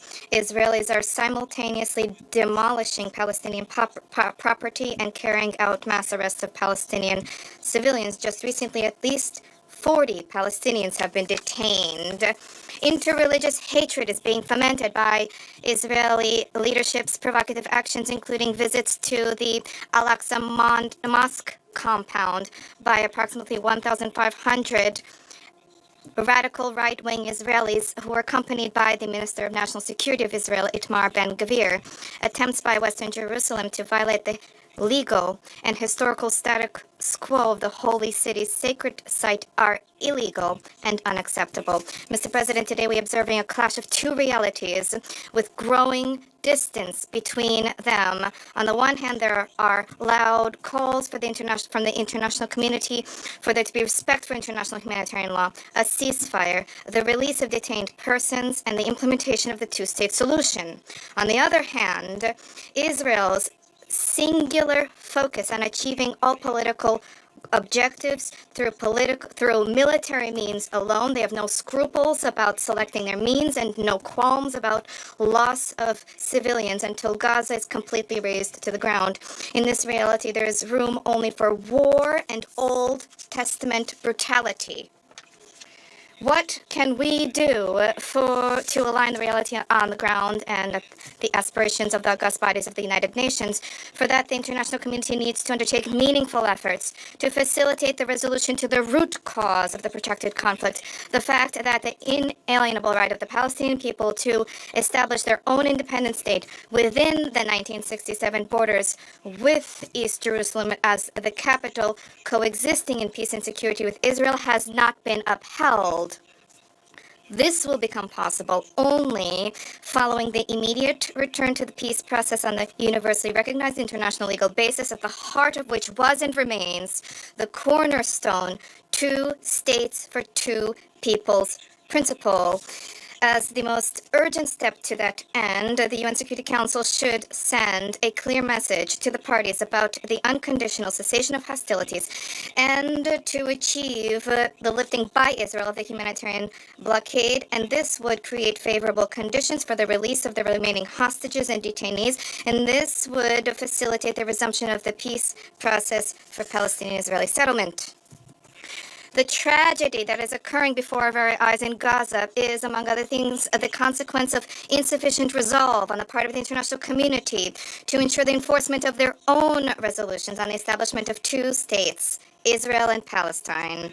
Despite the exceedingly difficult context, reciprocal recriminations, and emotions running high, we believe that we need to achieve having these 2 peoples surmount decades of hostility and to achieve peace, stability, and prosperity for the entire Middle East region. Any other scenarios harbor grave risks, not just for the region, but for all of humankind. Thank you for your attention. I thank the Permanent Representative of the Russian Federation for his statement, and now I give the floor to the Permanent Representative of Pakistan. Thank you, Mr. President. Let me also begin by thanking Special Coordinator Sigrid Kaag for her comprehensive briefing today. And we are also grateful to Dr. Feroz Sidwa for his sobering remarks. Those were harrowing details, unimaginable, so difficult to listen to and grasp, and one would shudder to think how all those on ground, all those women and children and doctors and humanitarian workers would be coping with that situation on a daily basis. And Mr. President, my delegation would also at the outset recall and reaffirm its complete support to the briefings, the objective and truthful and responsible statements by senior UN officials, including USG Tom Fletcher, before this Council. In our view, any undue criticism of their work must be unacceptable. Mr. President, we meet yet again under the shadow of a deepening yet preventable tragedy in Gaza, one that tests not only our conscience, but the very credibility of this Council.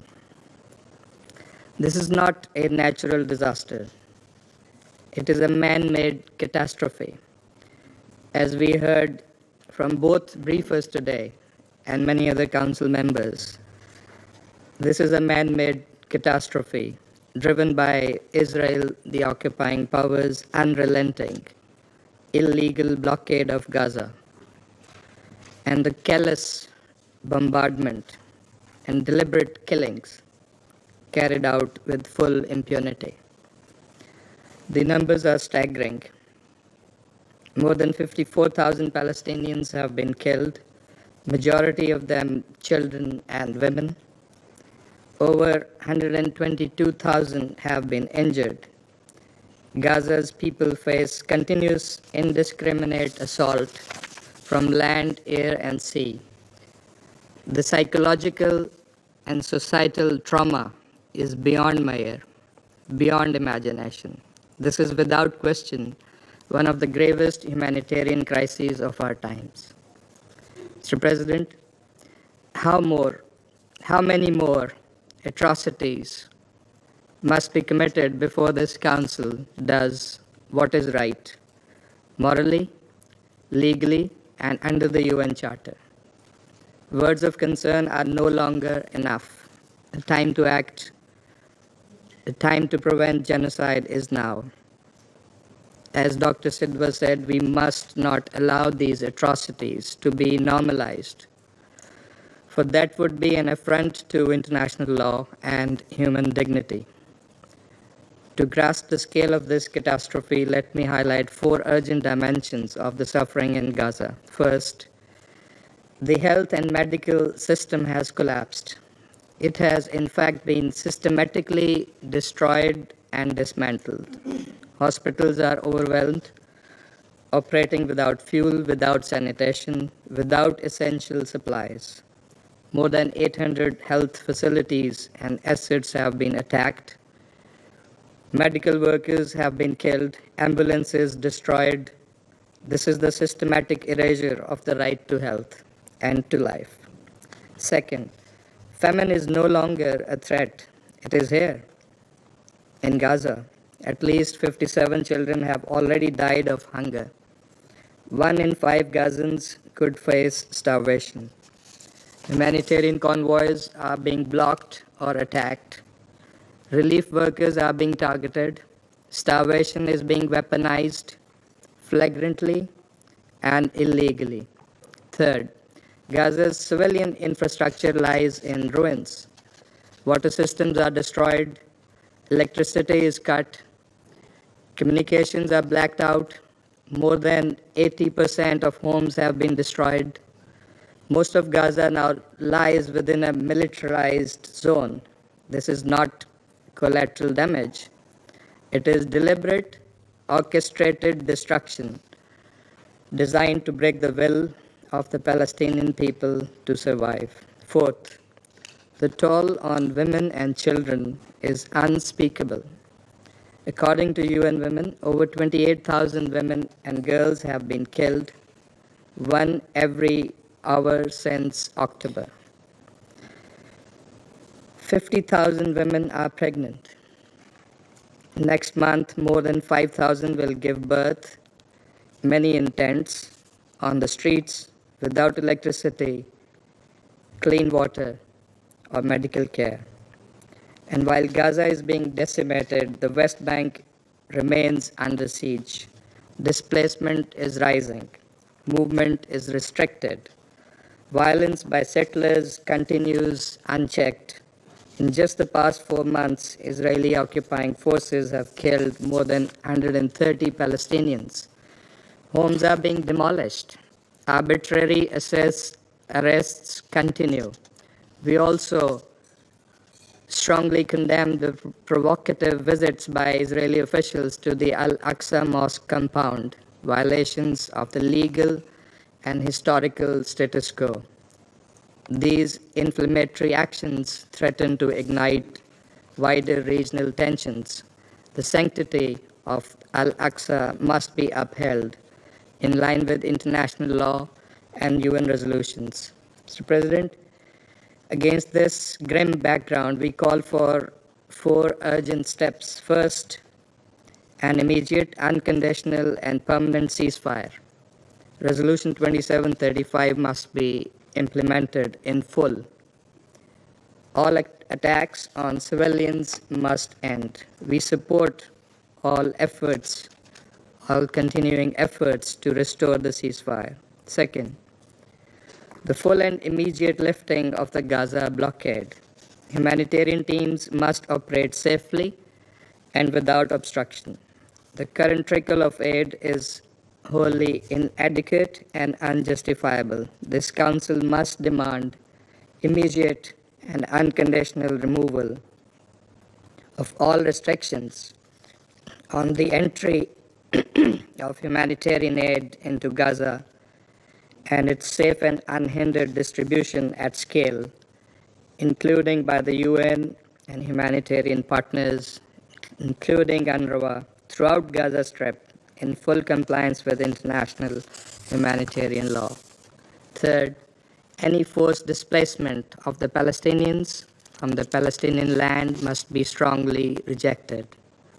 Fourth, we must address the root cause, the prolonged occupation and denial of the Palestinians' right to self-determination and statehood. A just peace demands a two-state solution based on pre-1967 borders with Al-Quds al-Sharif as the capital of an independent and sovereign Palestinian state. The conference next month, to be co-chaired by France and Saudi Arabia, offers a unique opportunity to move concretely and irreversibly in that direction, an objective that is clearly supported by the overwhelming majority of the international community. Mr. President, while that action will take place in the General Assembly, this Council cannot remain a bystander. It must act in accordance with its mandate to protect civilians under siege, to uphold international law, and to speak and to be on the side of the oppressed. The time for equivocation is over. There is no justification whatsoever for the human suffering of the Palestinian people. Yes, we agree. Enough is enough. The cries from Gaza cannot continue to be met with silence. The world cannot afford another day of inaction. History will surely not absolve us of our responsibility.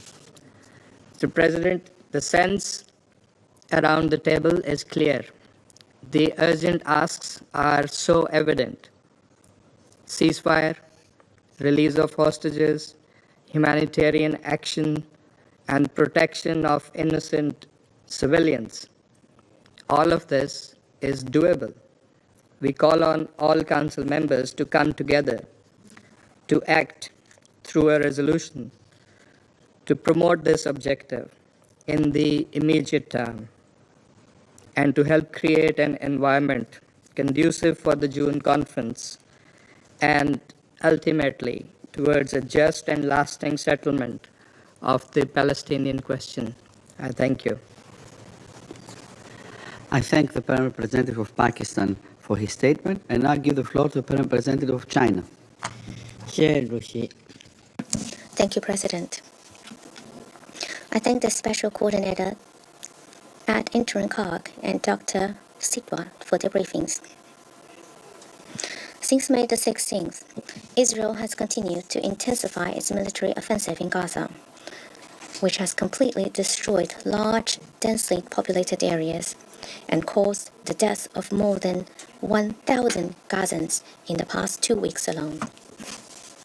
The question is repeatedly asked, when will this conflict end? Over the past 600 days, northern, central, and southern Gaza have been ravaged by war. claiming the lives of more than 54,000 people. The population of Gaza has been forcefully displaced time and again.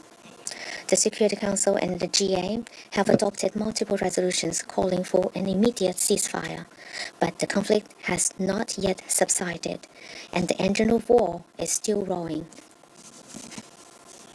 Continued prolongation of the fighting will not lead to the release of hostages, but only to more death and hatred. The question has been repeatedly asked, are there no limits to the means of this conflict? Even wars have rules. Compliance with international humanitarian law is an undeniable obligation of all parties. In Gaza, however, we have witnessed the red lines of the international law and the bottom line of human morality repeatedly violated and breached.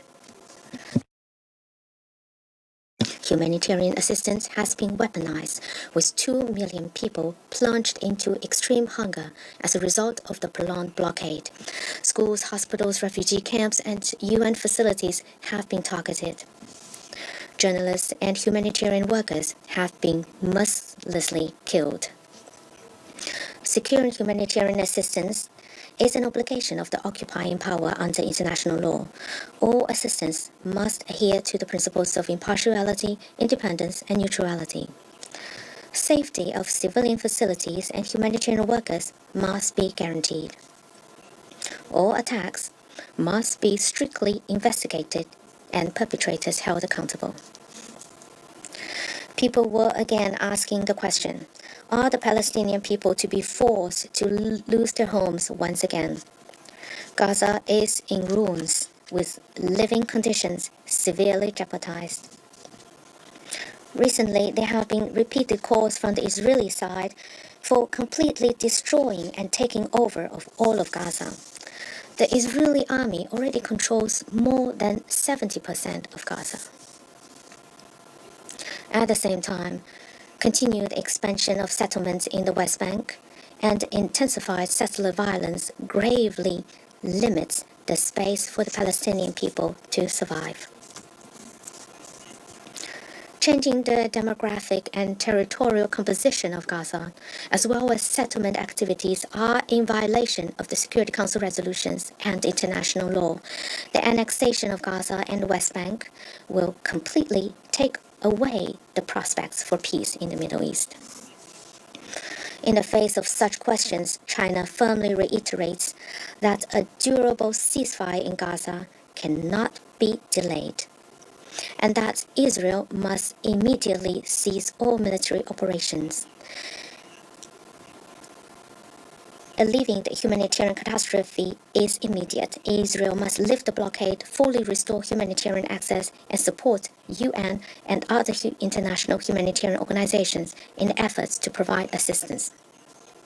China appreciates and will continue to support the work of USG Fletcher.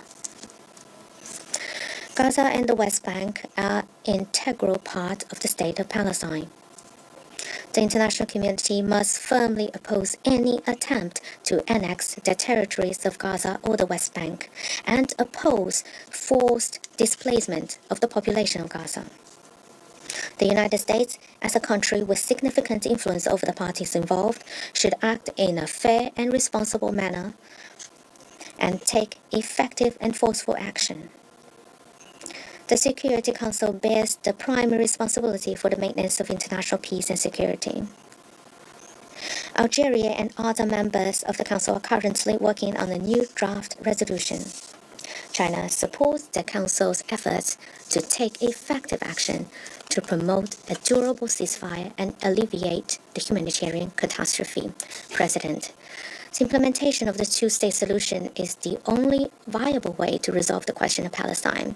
The international community must step up its effort to promote the political process for the two-state solution.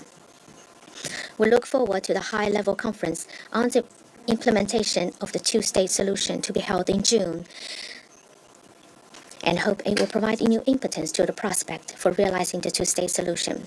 China will continue to make joint efforts with the international community to promote the quelling of fighting in Gaza, alleviate humanitarian catastrophe, realize a comprehensive, just and lasting solution to the question of Palestine, and restore peace and stability in the Middle East. Thank you, President.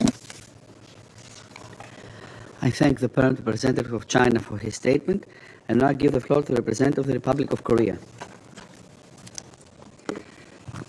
Thank you, Mr. President. I thank Special Coordinator Sigrid Kaag for the important briefings, and I also thank Dr. Feroz Sidwa for his compelling testimonies and your devotions on the ground. Mr. President, the current violence and suffering unfolding in Gaza for the last 19 months makes us doubt that we are now living in the 21st century. The recent killing of Yakin Hamad, an 11-year-old girl, bravely helping the delivery of humanitarian aid to her neighbors and reporting her survival through social media, exemplifies again the urgent need to immediately end this conflict. As we demand the immediate and unconditional release of all hostages held by Hamas and other militant groups, we urge Israel to stop bombing, which is indiscriminately killing scores of Palestinian civilians and destroying the entire Gaza Strip.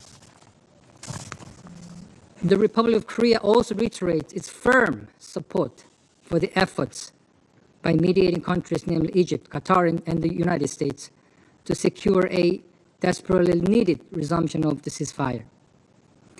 We appeal to both Hamas and Israel to faithfully engage with the mediators for an immediate ceasefire and release of all remaining hostages.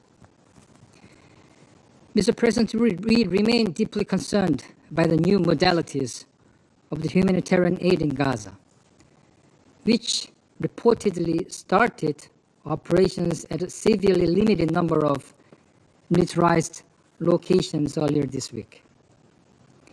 We reiterate our fundamental position that Israel has a legal obligation to allow the swift and unimpeded flow of aid throughout Gaza, with full respect to the humanitarian principles and in full cooperation with trusted humanitarian agencies, including the UN. In this regard, we call on Israel to listen to the principled voices of humanitarian workers, including the former executive director of the Gaza Humanitarian Foundation, who tendered his resignation because, I quote, "It could not adhere to the humanitarian principles of humanity, neutrality, impartiality, and independence," unquote. Not only food, but also other necessities, including medicine and medical equipment, water, sanitation, shelters, and fuel, all are desperate need. Such aid, severely limited in both quantity and access, cannot provide adequate relief to 2 million people in Gaza. Innocent civilians do not deserve such inhumane treatment. Also concerning is that Israel's humanitarian aid plan would lead to the forcible displacement of hungry Palestinian civilians in Gaza by coercing them directly through the promise of withheld food and humanitarian aid to move to areas by the distribution sites. Also unjustifiable is using civilians and civilian infrastructure by both state and non-state actors as human shields. While we demand an immediate ceasefire in Gaza, we also strongly demand all parties to this conflict adhere to their obligation under international humanitarian law and to hold responsible those who violate them. Mr. President, turning to the worsening situation in the West Bank, we reiterate our call for an immediate de-escalation and full respect for international law and relevant Security Council resolutions.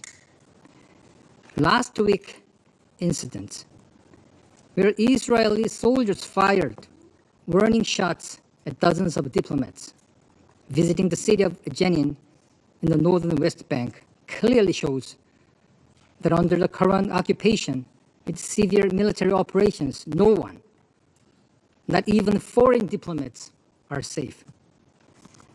Under international humanitarian law, the occupying power must maintain the status quo, as detailed in Resolution 2334. Israel should cease all settlement activities in the OPT, including East Jerusalem, and any incitement and inflammatory rhetoric, especially vis-à-vis holy sites in Jerusalem, must stop. The Republic of Korea expresses its deep concern over Israel's recent approvals for the construction of new settlements in the West Bank, as the construction of settlements is against international law and undermines its viability of the two-state solution.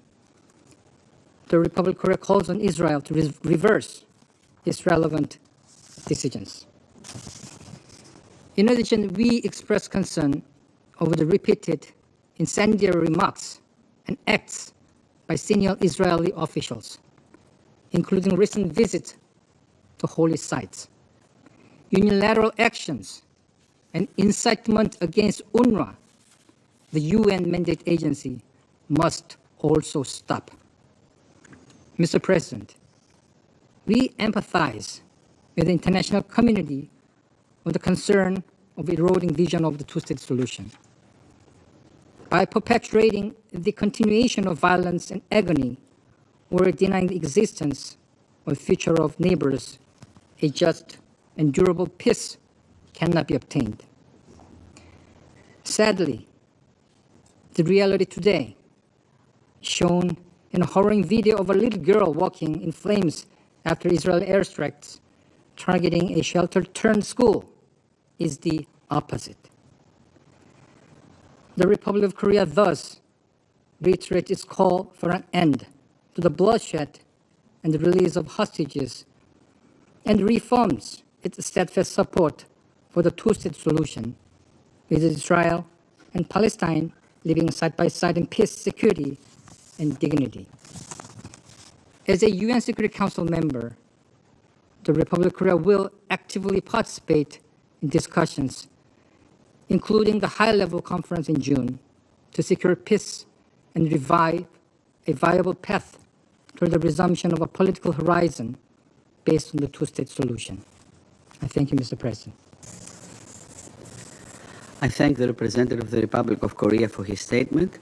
I shall now make a statement in my capacity as representative of Greece. I wish to thank Special Coordinator Mrs. Kag for her detailed briefing today, as well as Dr. Shidwa. Colleagues, it has been only a week since our last discussion at the open debate on the protection of civilians in armed conflicts, where member states emphatically referred to the unacceptable humanitarian situation in Gaza, with the most vulnerable groups, women and children, suffering the most. A child never starts a war, and yet, as Sophocles reminds us, war loves to seek its victims in the young. Thousands of children have been killed, wounded, separated from their families, deprived of the basic rights to grow up healthy, and stripped of their dreams for a better future. With each passing day, more Palestinians are at risk of dying, falling thousands. The latest IPC report clearly warns of an entire population at critical risk of famine. Hundreds face the risk of succumbing to the injuries, as hospitals have either suspended the operation or have been shut down. All this suffering could end with a ceasefire and full access to humanitarian assistance. While we welcome the partial resumption of aid delivery to the Strip, it is hardly sufficient. Much more is needed, as the population has been denied access to food, medicine, and other critical supplies for almost 3 months now. Blocking aid as a pressure lever is unacceptable. Expanded military operations in Gaza worsen the humanitarian situation. This action will only prolong the suffering of the Palestinians while doing nothing to serve the long-term interest of peace and security in the region. We urge Israel to allow the immediate, full, and unhindered flow of humanitarian aid at scale into all parts of the Strip, as it is clearly dictated by international law. Access to electricity and water must be fully restored as well. Dialogue and coordination with the UN and its agencies remain critical in this regard. We share the concerns expressed by UN colleagues at proposals to establish a new mechanism for the delivery of aid which would not meet basic humanitarian principles. We cannot support a scheme which does not prioritize the needs of civilians, undermines the UN's ability to operate independently, excludes specific parts of Gaza, and increases further instability and insecurity. At the same time, we are gravely concerned by the attacks on humanitarian aid workers. These people have chosen to serve humanity at the risk of their own lives. Hence, the safety and security must be guaranteed at all times in accordance with international humanitarian law. We strongly condemn incidents of anti-Semitism, including the recent deadly shooting in Washington, D.C., which claimed the life of 2 embassy staff members. We extend our condolences and solidarity to the families and to the State of Israel. Turning to the West Bank, we strongly condemn the incident with shots fired during a visit of foreign diplomats in Jenin, and we accept this incident to be fully investigated and accountability clearly assigned. We also deplore the increase of settlement activity and violence. Hostages are still suffering at the hands of Hamas. We reiterate a strong condemnation for the cruel treatment of the hostages and our position that all hostages must be released immediately and unconditionally. Colleagues, peace cannot be kept by force. It can only be achieved by understanding. Both parties need to strive for a permanent and sustainable ceasefire, as well as to revitalize the political process with the ultimate goal of achieving a two-state solution, in accordance with the relevant Security Council resolutions. In this way, both Palestinian and Israelis will finally be able to live side by side in peace and security. In this regard, we look forward to the upcoming June conference under the co-presidency of France and Saudi Arabia as an important contribution toward the ultimate goal of a two-state solution. We also welcome the Arab plan for the reconstruction of Gaza as presented by Egypt, reconfirming the leading role of a reformed Palestinian Authority to be essential in planning the day after. There is no alternative partner for peace than a reformed and empowered Palestinian Authority capable of exerting effective governance over the West Bank and eventually Gaza, where Hamas will have no role in security of governments and will no longer be in a position to threaten Israel. In concluding, colleagues, it is evident that no good can come out of violence. It is crucial to break the vicious circle of violence that has plagued the region for decades and give voice through dialogue to peace, stability, and prosperity. I thank you. I resume now my functions as President of the Council, and I now give the floor to the Permanent Observer of the Observer State of Palestine.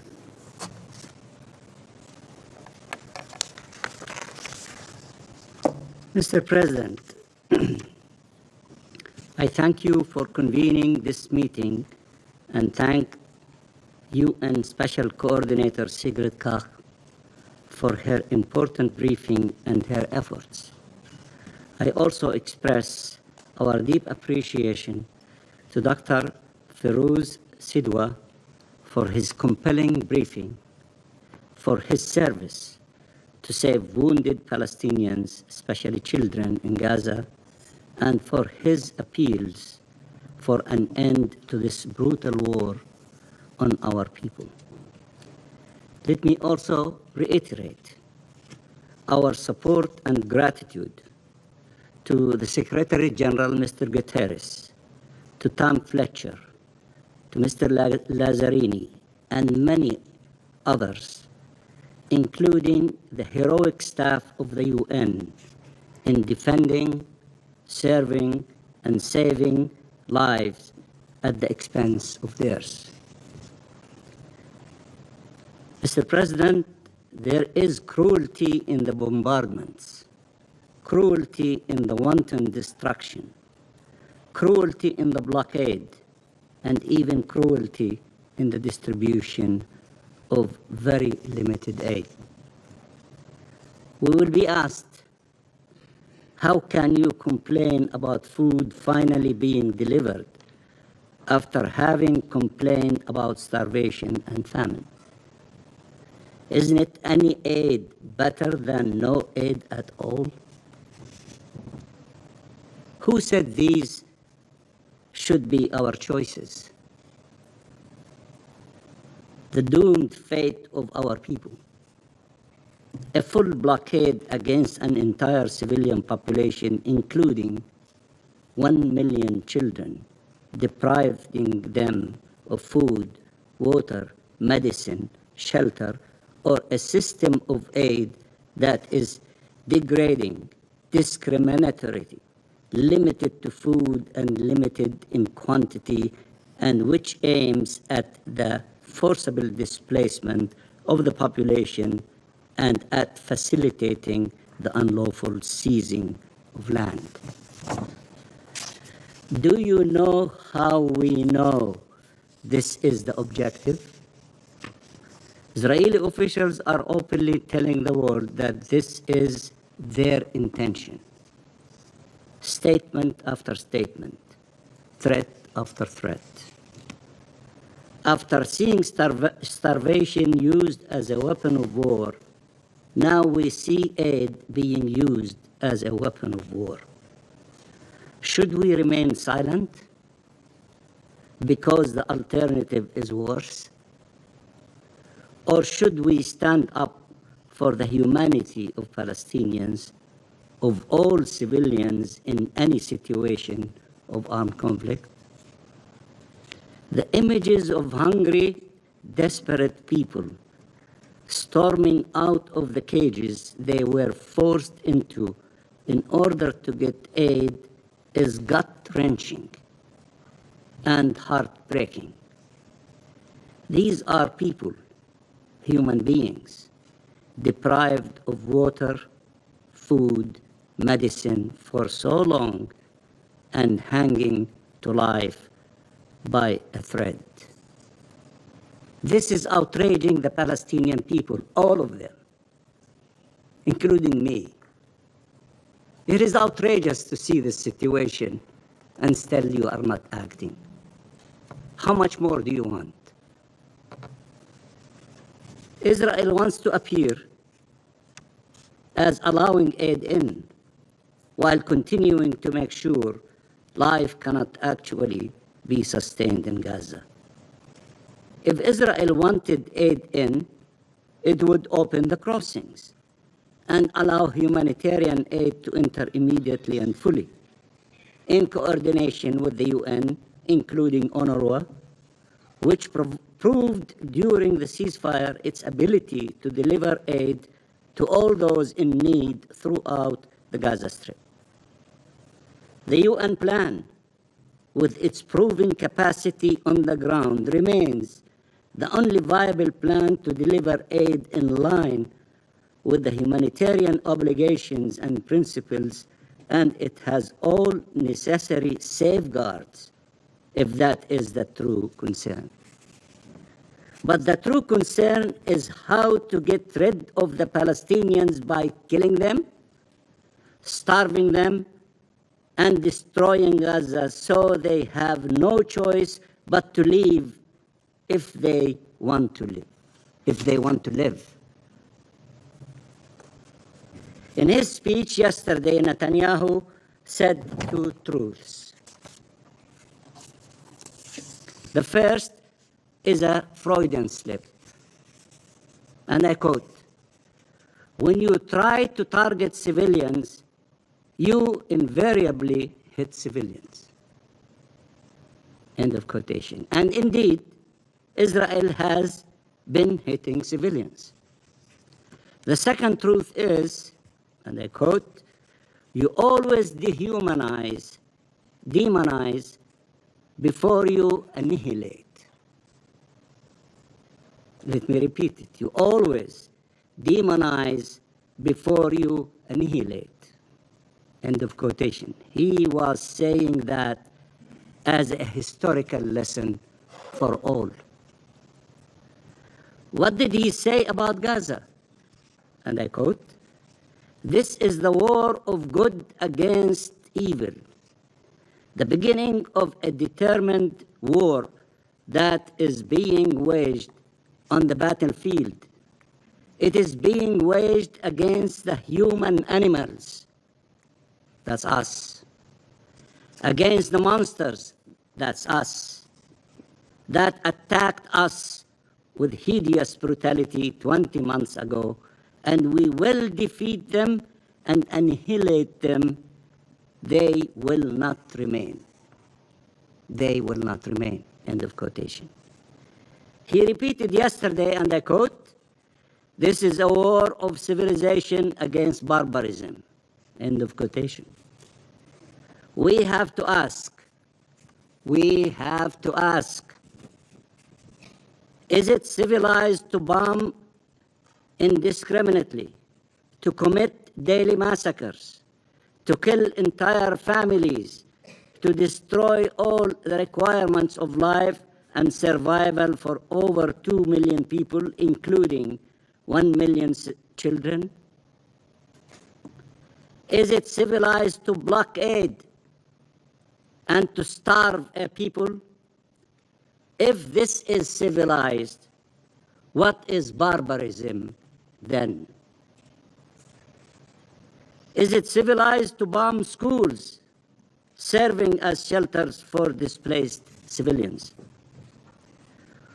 When you see the images of 6-year-old Ward al-Sheikh Khalil, the first question should be, how did she find herself amidst the flames, which my brother Ammar showed you the picture?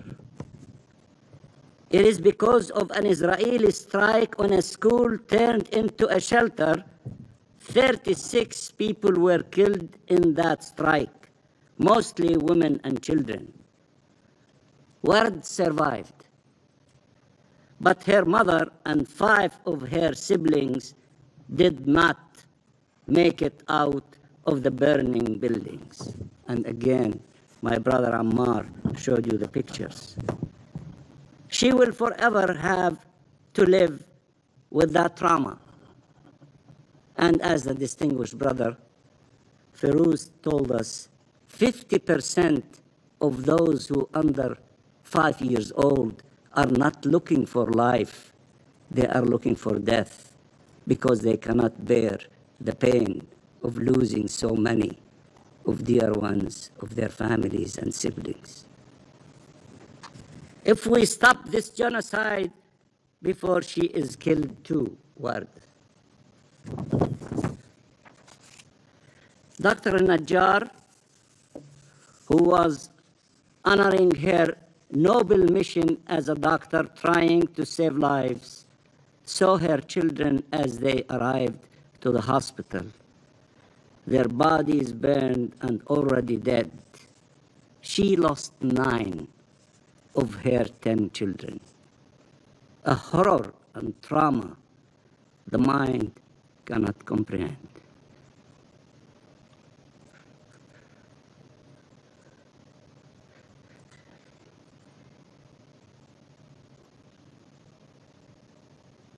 The heart cannot withstand.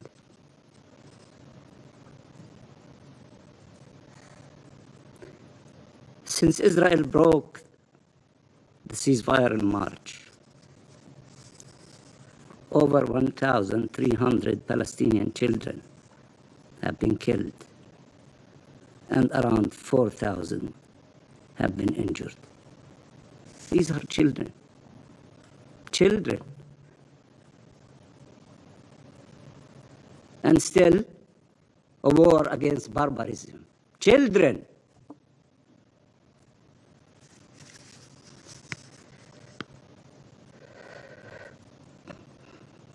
Dozens of children are dying of starvation. The images of mothers embracing their motionless bodies, caressing their hair, talking to them, apologizing to them. This is unbearable. How could anyone tolerate this horror?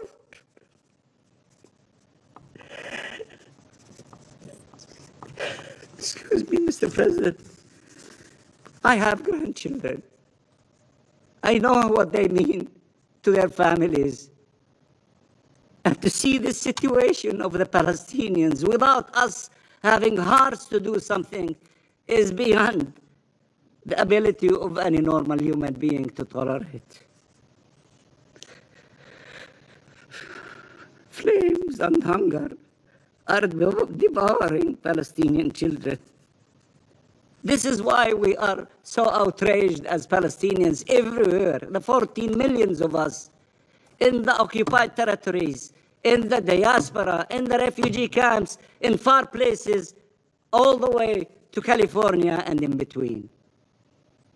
We love our children. We love our people. We don't want to see them going through this tragedy and this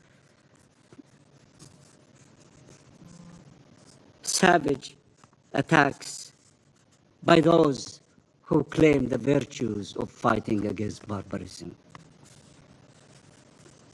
But Netanyahu makes claims of starvation in Gaza, despite the overwhelming evidence. And what proof does he rely on? That Israel takes thousands of prisoners and photograph them half naked, and that you can see they are not starving.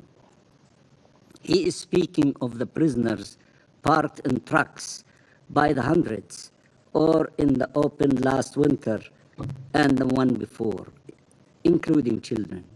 More inhumane and cruel treatment, more dehumanization, more disregard for basic human decency. Netanyahu claims that Israel is supplying the population with essential requirements, food, water, medicine. That's why he, and I quote him, that's why you didn't have mass starvation at all, he says.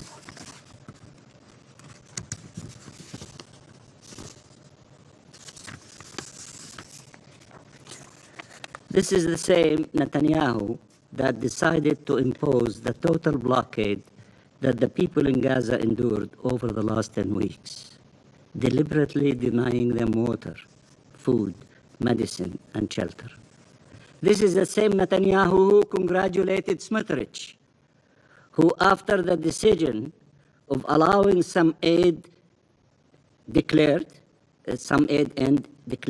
and I quote, "Now we conquer, cleanse, and stay until Hamas is destroyed. Along the way, what remains of the Gaza Strip is also being wiped out, simply because everything there has become one big terror city." End of quotation. The same Smotrich who spoke of the expansion of Israel's border on all fronts,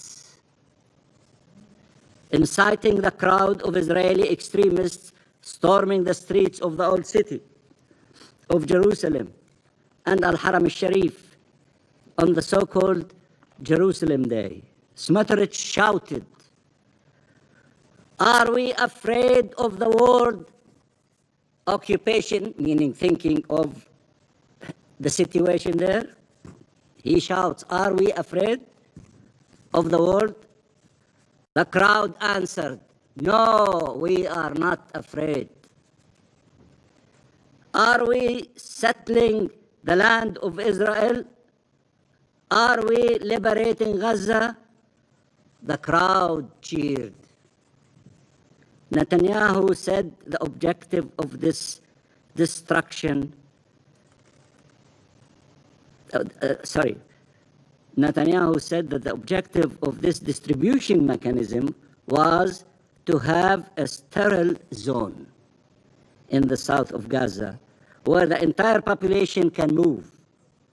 And he has repeatedly said that Israel wants to depopulate Gaza, calling it voluntary migration, the code name for ethnic cleansing, and to take control of Gaza. So what should we all do. Pretend we cannot see, we cannot hear. Netanyahu is asking us not to believe his own statements, not to believe that the actions he took actually took place. He is asking you to redefine all of international law to fit Israeli crimes, to enable these atrocities. He is asking you to accept, to bargain with people's lives and with our existence as a nation, and with peace and security for all in our region. He wants to define the terms at the expense of everybody else. His political survival relies on it. We all know this. We have known it for a long time. Nearly 200,000 casualties between killed, injured, and have been the consequence of this. So what should be condemned? Genocidal statements and actions, or statements and actions to prevent the genocide? What should we condemn? There should be no character assassination of those who stand against these brutal policies, while those behind them are never held to account. We should see the truth. We should see clearly. For our part, our position is clear and unequivocal. Nothing can justify attacking civilians, whether Palestinians or Israelis. Double standards no more. We are human beings. We are proud Palestinians. We sit around this table. We should be treated exactly like everybody else. Not to see what you want to see in the mirror and to ignore the obvious, the huge elephant in the room, the Palestinian people. Be fair. Use one stick of measurement. We are like the rest of you, all of you. Don't have a system of measurements for one group and pretend the others do not exist. We do exist. And although I love Mansour, the Palestinian artist, who my sister, Sigrid referred to him, we will never wither away, we will not go as Palestine. Although he said in that famous artwork that he see that Palestine is withering away. But he probably was referring to settlements and other issues. But I can assure you, we are rooted in Palestine more than the olive trees, the Roman ones, rooted in Palestine. We will never go away. We will not wither away. We are staying in our homeland, and we will attain our inalienable rights, hopefully sooner than later. Okay. For our part, our position is clear and unequivocal. Nothing can justify attacking civilians, whether Palestinians or Israelis. We reject dehumanization and double standards. Palestinian lives are not less important, less sacred, less worthy of protection. Mr. President, President Trump, together with Egypt and Qatar, is making every effort towards a permanent ceasefire that could end the killing, release hostages and prisoners, begin to end the horrific humanitarian situation, lead to the withdrawal of Israeli forces. The Palestinian Authority is ready to fully assume its responsibilities in the Gaza Strip, both in terms of governance and security, with international support and presence. President Trump said he wants to see peace prevail in the region. That is the Trump plan, not the distorted version promoted by Netanyahu to pursue the war.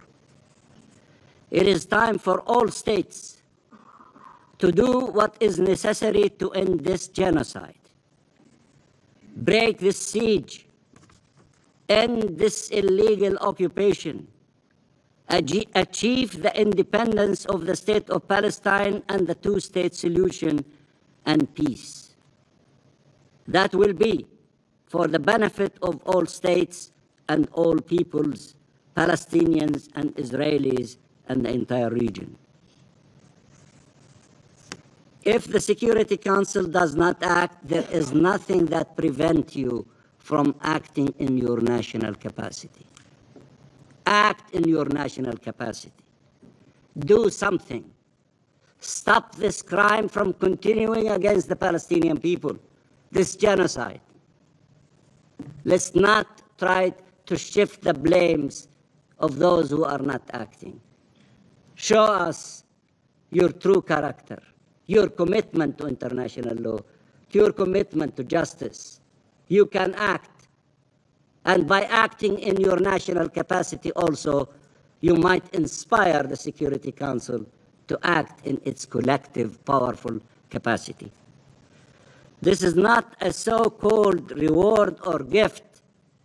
This is the right of the Palestinian people to life, to live as a free people, to live in peace, security, and with human dignity in their homeland, side by side, in peace and security with Israel. These decisions can no longer be deferred. States must act within these halls at the national level, collectively, and at the upcoming international conference in June. They need to show that their resolve far outweighs the will and sinister plans of the enemies of peace. Free Palestine, as hundreds of millions of people are screaming in the streets in every corner of the globe. Free our region from occupation and wars. It has all gone on for far too long. The human toll and suffering are more unbearable than ever. There must be an immediate ceasefire. There must be unimpeded humanitarian aid and protection for our people. Hostages and detainees must be released. The forced displacement of the Palestinian people and annexation of Palestinian land must be stopped. Save Gaza. Save Palestine. Save the two-state solution. Save peace. Thank you, Mr. President. I thank the permanent observer of the Observer State of Palestine for his statement. What? Now? Yes. Okay. I see that the representative of the United States has asked the floor to make a further statement. I give him the floor, please. Thank you, Mr. President. And I just would like to very briefly respond to some of the comments that we just heard, and to say that Israel does have the right to defend itself and has taken numerous measures to limit harm to civilians and address humanitarian needs. And while the loss of civilian life in Gaza is tragic, the responsibility for this rests with Hamas, which could stop the fighting today by freeing the hostages, and agreeing to the ceasefire terms already accepted by Israel. Thank you, sir. I thank the representative of the United States for his statement. And now I give the floor to the permanent representative of Israel. Thank you, Mr. President. Mr. Mansour, you mentioned our Prime Minister many times in your speech, your long speech. I want to remind you the words of our former Prime Minister, Golda Meir, who served 50 years ago in this position, and she said that peace will come when you will love your children more than you hate us. Mr. President, a bright young couple in their 20s were in the prime of their lives dedicated to diplomacy. Yaron Lishinsky and Sarah Lynn Milgram were stars in Israel's foreign service, working in the diplomatic team at the Israeli embassy in Washington, D.C. They were deeply in love. Yaron was planning to propose to Sarah this week in Jerusalem, but they never made it to Jerusalem. A week ago, last Wednesday night, as they were leaving an event for young diplomats hosted by the Capital Jewish Museum, they were shot dead, murdered by a terrorist screaming, "Free Palestine, free Palestine." This was a targeted anti-Semitic assassination of 2 Israeli diplomats on American soil. This was anti-Semitic terrorism of the most horrific order. It was an act of pure evil. The animal who pulled the trigger was just the final link in a chain of incitement that stretches across social media, across university campuses, across valleys, and yes, across the floor of this very council.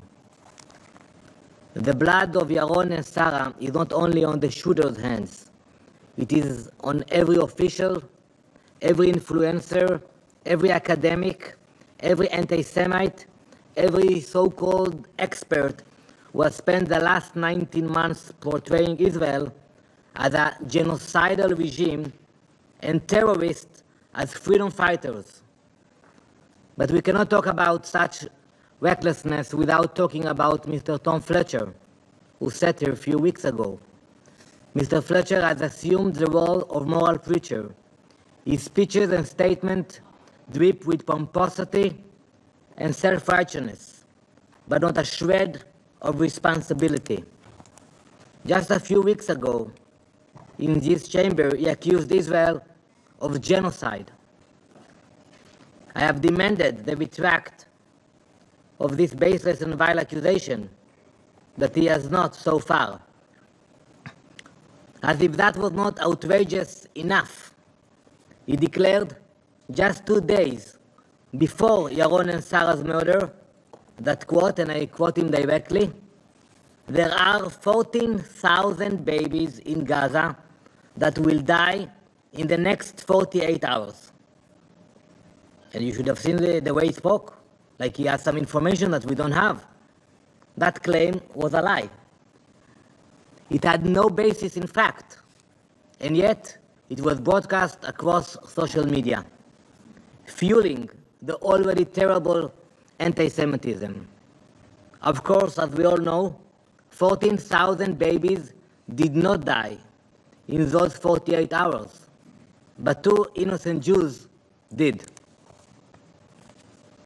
Mr. Fletcher was forced to retract that lie after the BBC corrected him. But retractions don't put the bullets back in the gun. They don't bring back Yaron and Sarah. They don't erase the damage done by those who slander the Jewish state without a second thought, without thinking before speaking.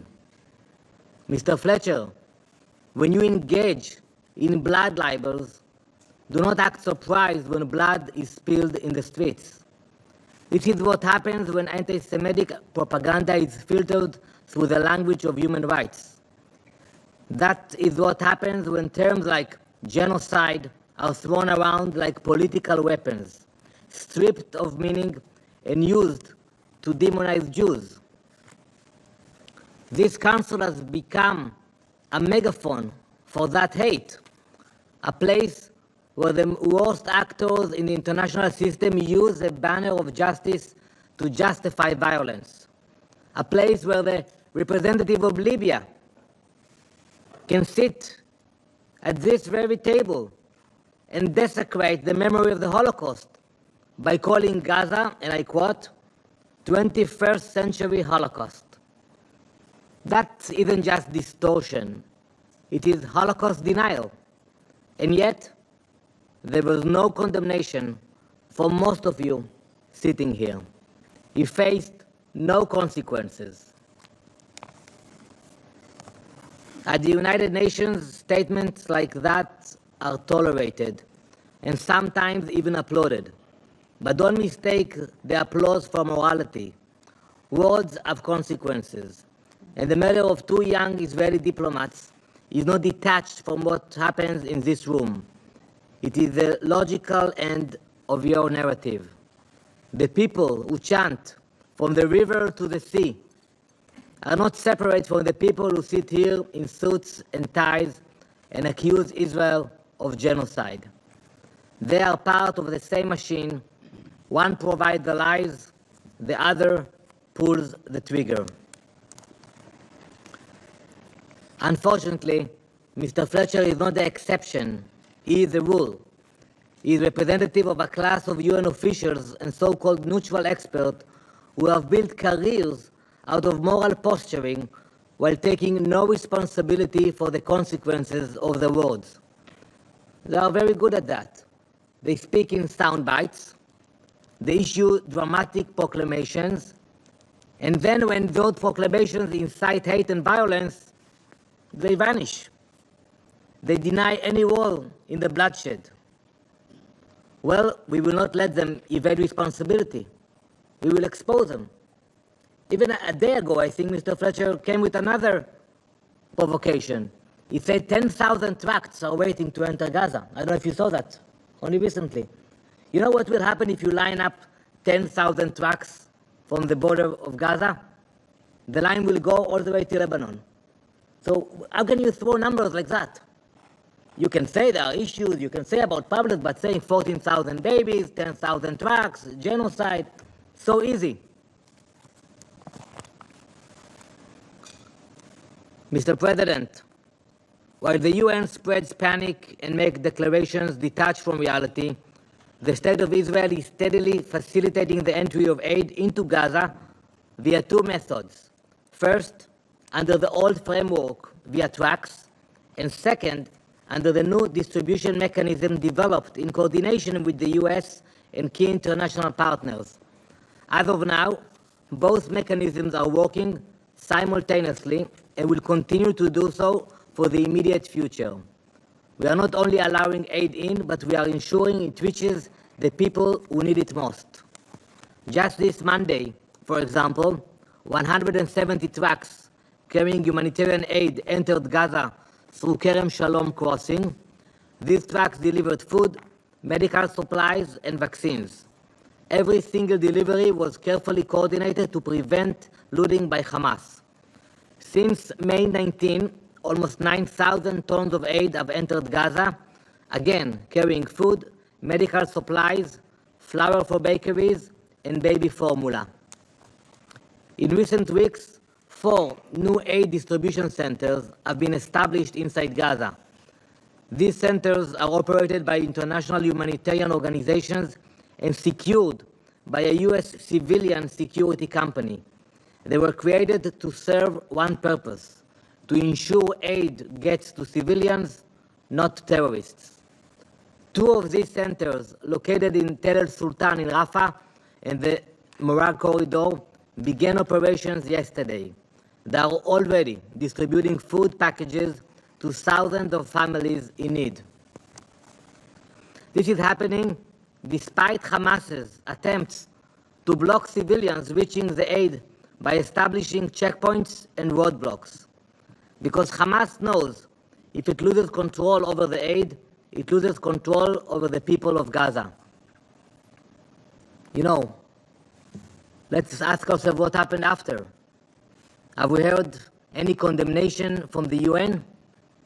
Not one word, no statement. But that silence is not the end of the story. It gets worse. The United Nations has once again picked the wrong side.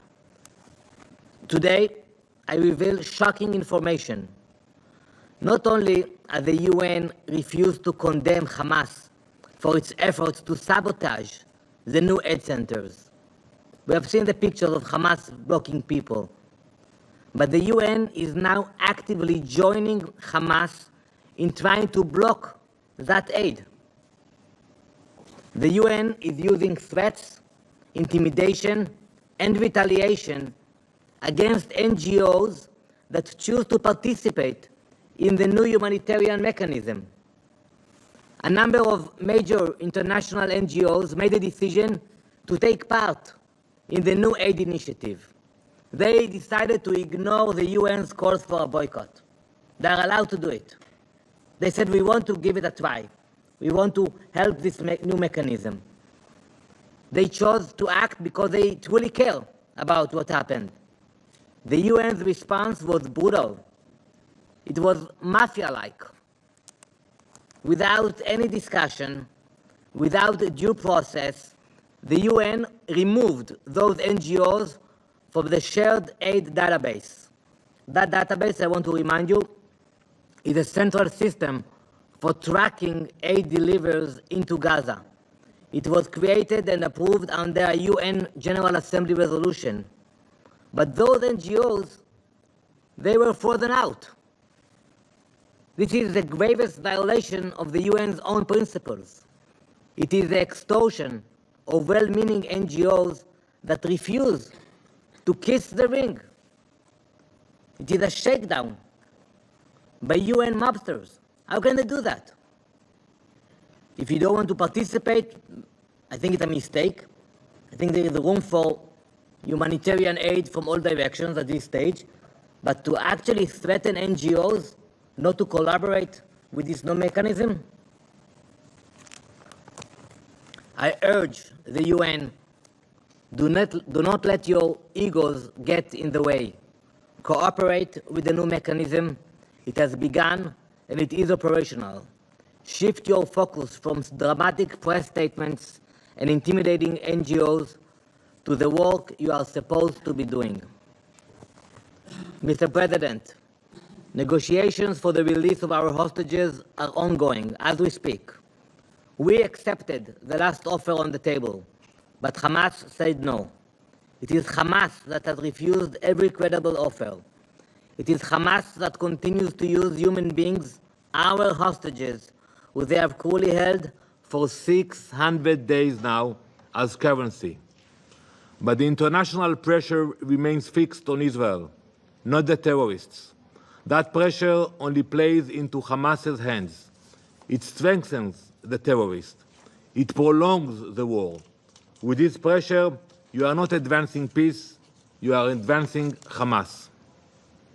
Still, the simple fact remains that there can be no progress until all our hostages are released. Everyone. No statement, no resolution, no futile conference at the UN will change this. We are committed to bringing them home, through negotiations if possible, through military pressure if necessary. But we will not leave them behind. We will not apologize for defending our people from those who will destroy us. No matter how many lies are told, no matter how many blood libels are spread, we will continue to fight for the lives of our citizens and for the future of our people. Thank you, Mr. President. I thank the Permanent Representative of Israel for his statement, and now give the floor to the Permanent Representative of the United Arab Emirates.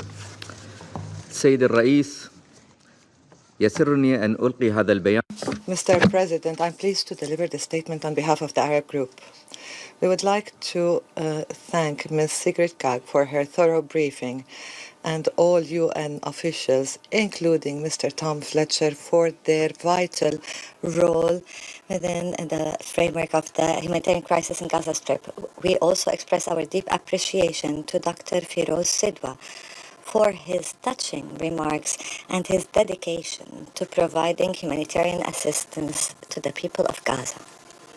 Mr. President, since Israel's breach of the ceasefire last March, the systematic destruction of hope and life for over 2 million Palestinians in Gaza has been persistent. The brief period of relative calm they experienced during the first 2 months of this year was abruptly shattered when Israeli occupation forces resumed their attacks on the Strip, turning the fragile aspirations of civilians into haunting nightmares.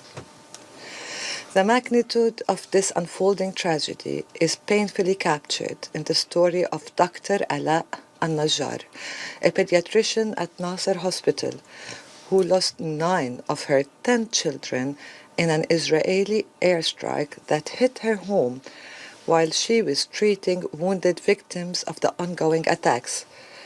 Regrettably, the heartbreaking incident is just one aspect of Gaza's ongoing tragedy.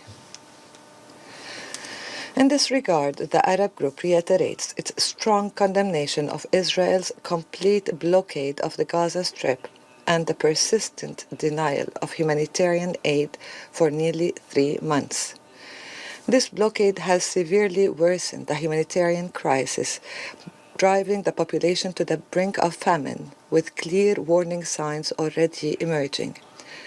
With over 160,000 tons of food supplies stalled at border crossings, the deliberate use of starvation as a weapon of war is starkly evident, constituting a blatant violation of international humanitarian law.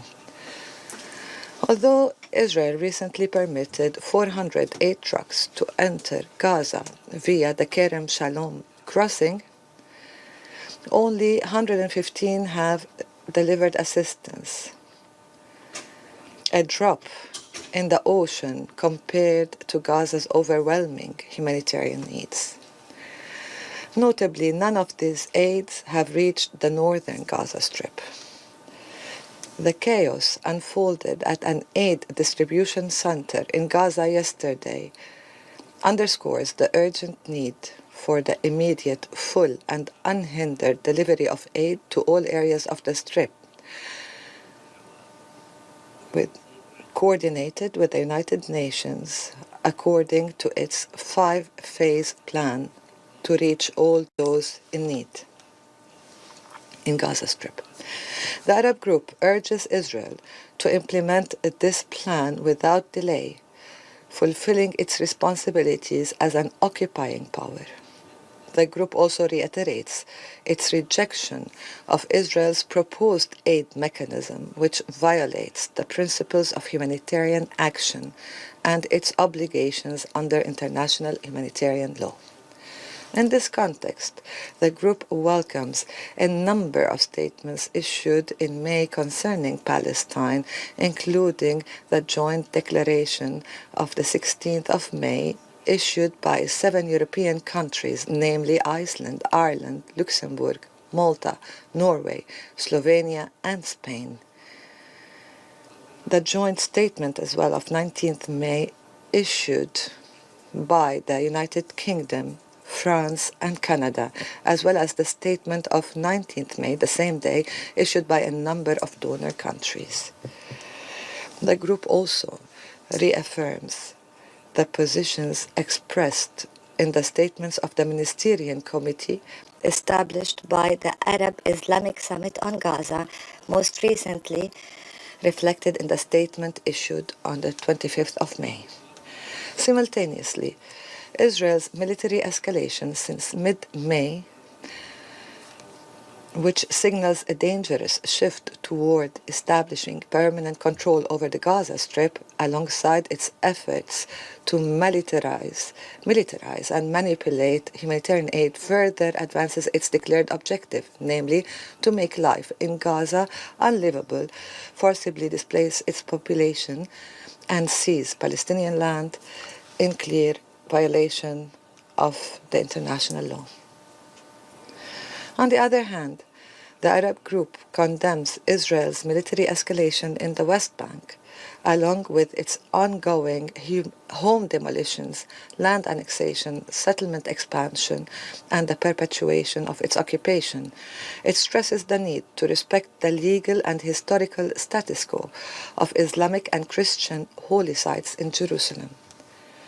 The group affirms its strong rejection of any attempts at forcibly displacing the Palestinian people from their homeland, and emphasizes the vital importance of the Arab Islamic plan for the early recovery, reconstruction, and development of Gaza that was presented by the Arab Republic of Egypt in coordination with the State of Palestine and the United Nations. This plan that has received widespread international acclaim. In this regard, the group calls for providing the necessary political and financial support to this plan to ensure its successful implementation and urges active participation in the upcoming conference in Cairo aimed at exploring pathways to rebuild the Gaza Strip. Furthermore, the Arab group calls on Israel to lift all restrictions imposed on UNRWA's operations, underlying that the agency serves as the cornerstone and the backbone for the humanitarian response in the occupied Palestinian territory and embodies the international community's commitment to the rights of the Palestinian refugees, including their right to return and reparation as affirmed by relevant UN resolutions. The Arab group reiterates the urgent need to end the Israeli aggression on Gaza and demands Israel to commit to the International Convention on the Prevention and Punishment of the Crime of Genocide, to lift the blockade and resume the ceasefire in accordance with Security Council Resolution 2735. The group also calls for ceasing all violations against civilians, civilian infrastructure, and humanitarian workers, including medical personnel, as well as the protection of civilians and the release of all prisoners and detainees. In this context, the Arab group commends the ongoing mediation efforts by the Arab Republic of Egypt, the State of Qatar, and the United States, aimed at achieving a permanent ceasefire, facilitating the resumption of humanitarian aid, the exchange of prisoners and detainees, and the complete withdrawal of Israeli occupation forces from Gaza. Mr. President, the ongoing cycle of suffering, displacement, and loss of life in Gaza over the past 19 months is a profound stain on the conscience of humanity. It is imperative that the Council rise to its historic responsibilities and adopt a resolution that decisively and permanently ends this war. Any delay in doing so will only exacerbate the suffering of civilians and cost more lives. Accordingly, the Arab group urges the Security Council to engage constructively with the draft resolution presented by Algeria and supported by several Council members. The resolution calls for an immediate and unconditional ceasefire, the removal of all barriers to humanitarian aid, and its distribution in accordance with established humanitarian principles. As we look ahead to the high-level international conference on the two-state solution scheduled for June, co-chaired by the Kingdom of Saudi Arabia and France, we stress that the success of any diplomatic effort hinges on genuine political will and clear commitments from all parties to achieve peace. Accordingly, the Arab group calls upon states that have not yet recognized the State of Palestine to do so, and to provide political and financial support to the Palestinian people, the State of Palestine, and its sovereignty over the entire occupied Palestinian territory, including Jerusalem. The group also calls for putting an end to violations of international law and all attempts at annexation and displacement, supporting the Arab Islamic Reconstruction Plan, and provide international protection for the Palestinian people. In conclusion, the Arab group reaffirms its unwavering commitment to working with all partners toward a comprehensive settlement of the conflict based on the two-state solution and relevant international resolutions, a settlement that ensures ending the occupation, establishing an independent Palestinian state with Jerusalem as its capital to pave the way toward achieving a just and lasting peace, as well as security and stability across the region. Thank you, Mr. President. I thank the representative of the United Arab Emirates for their statement. There are no more names inscribed in the list of speakers. The meeting is adjourned.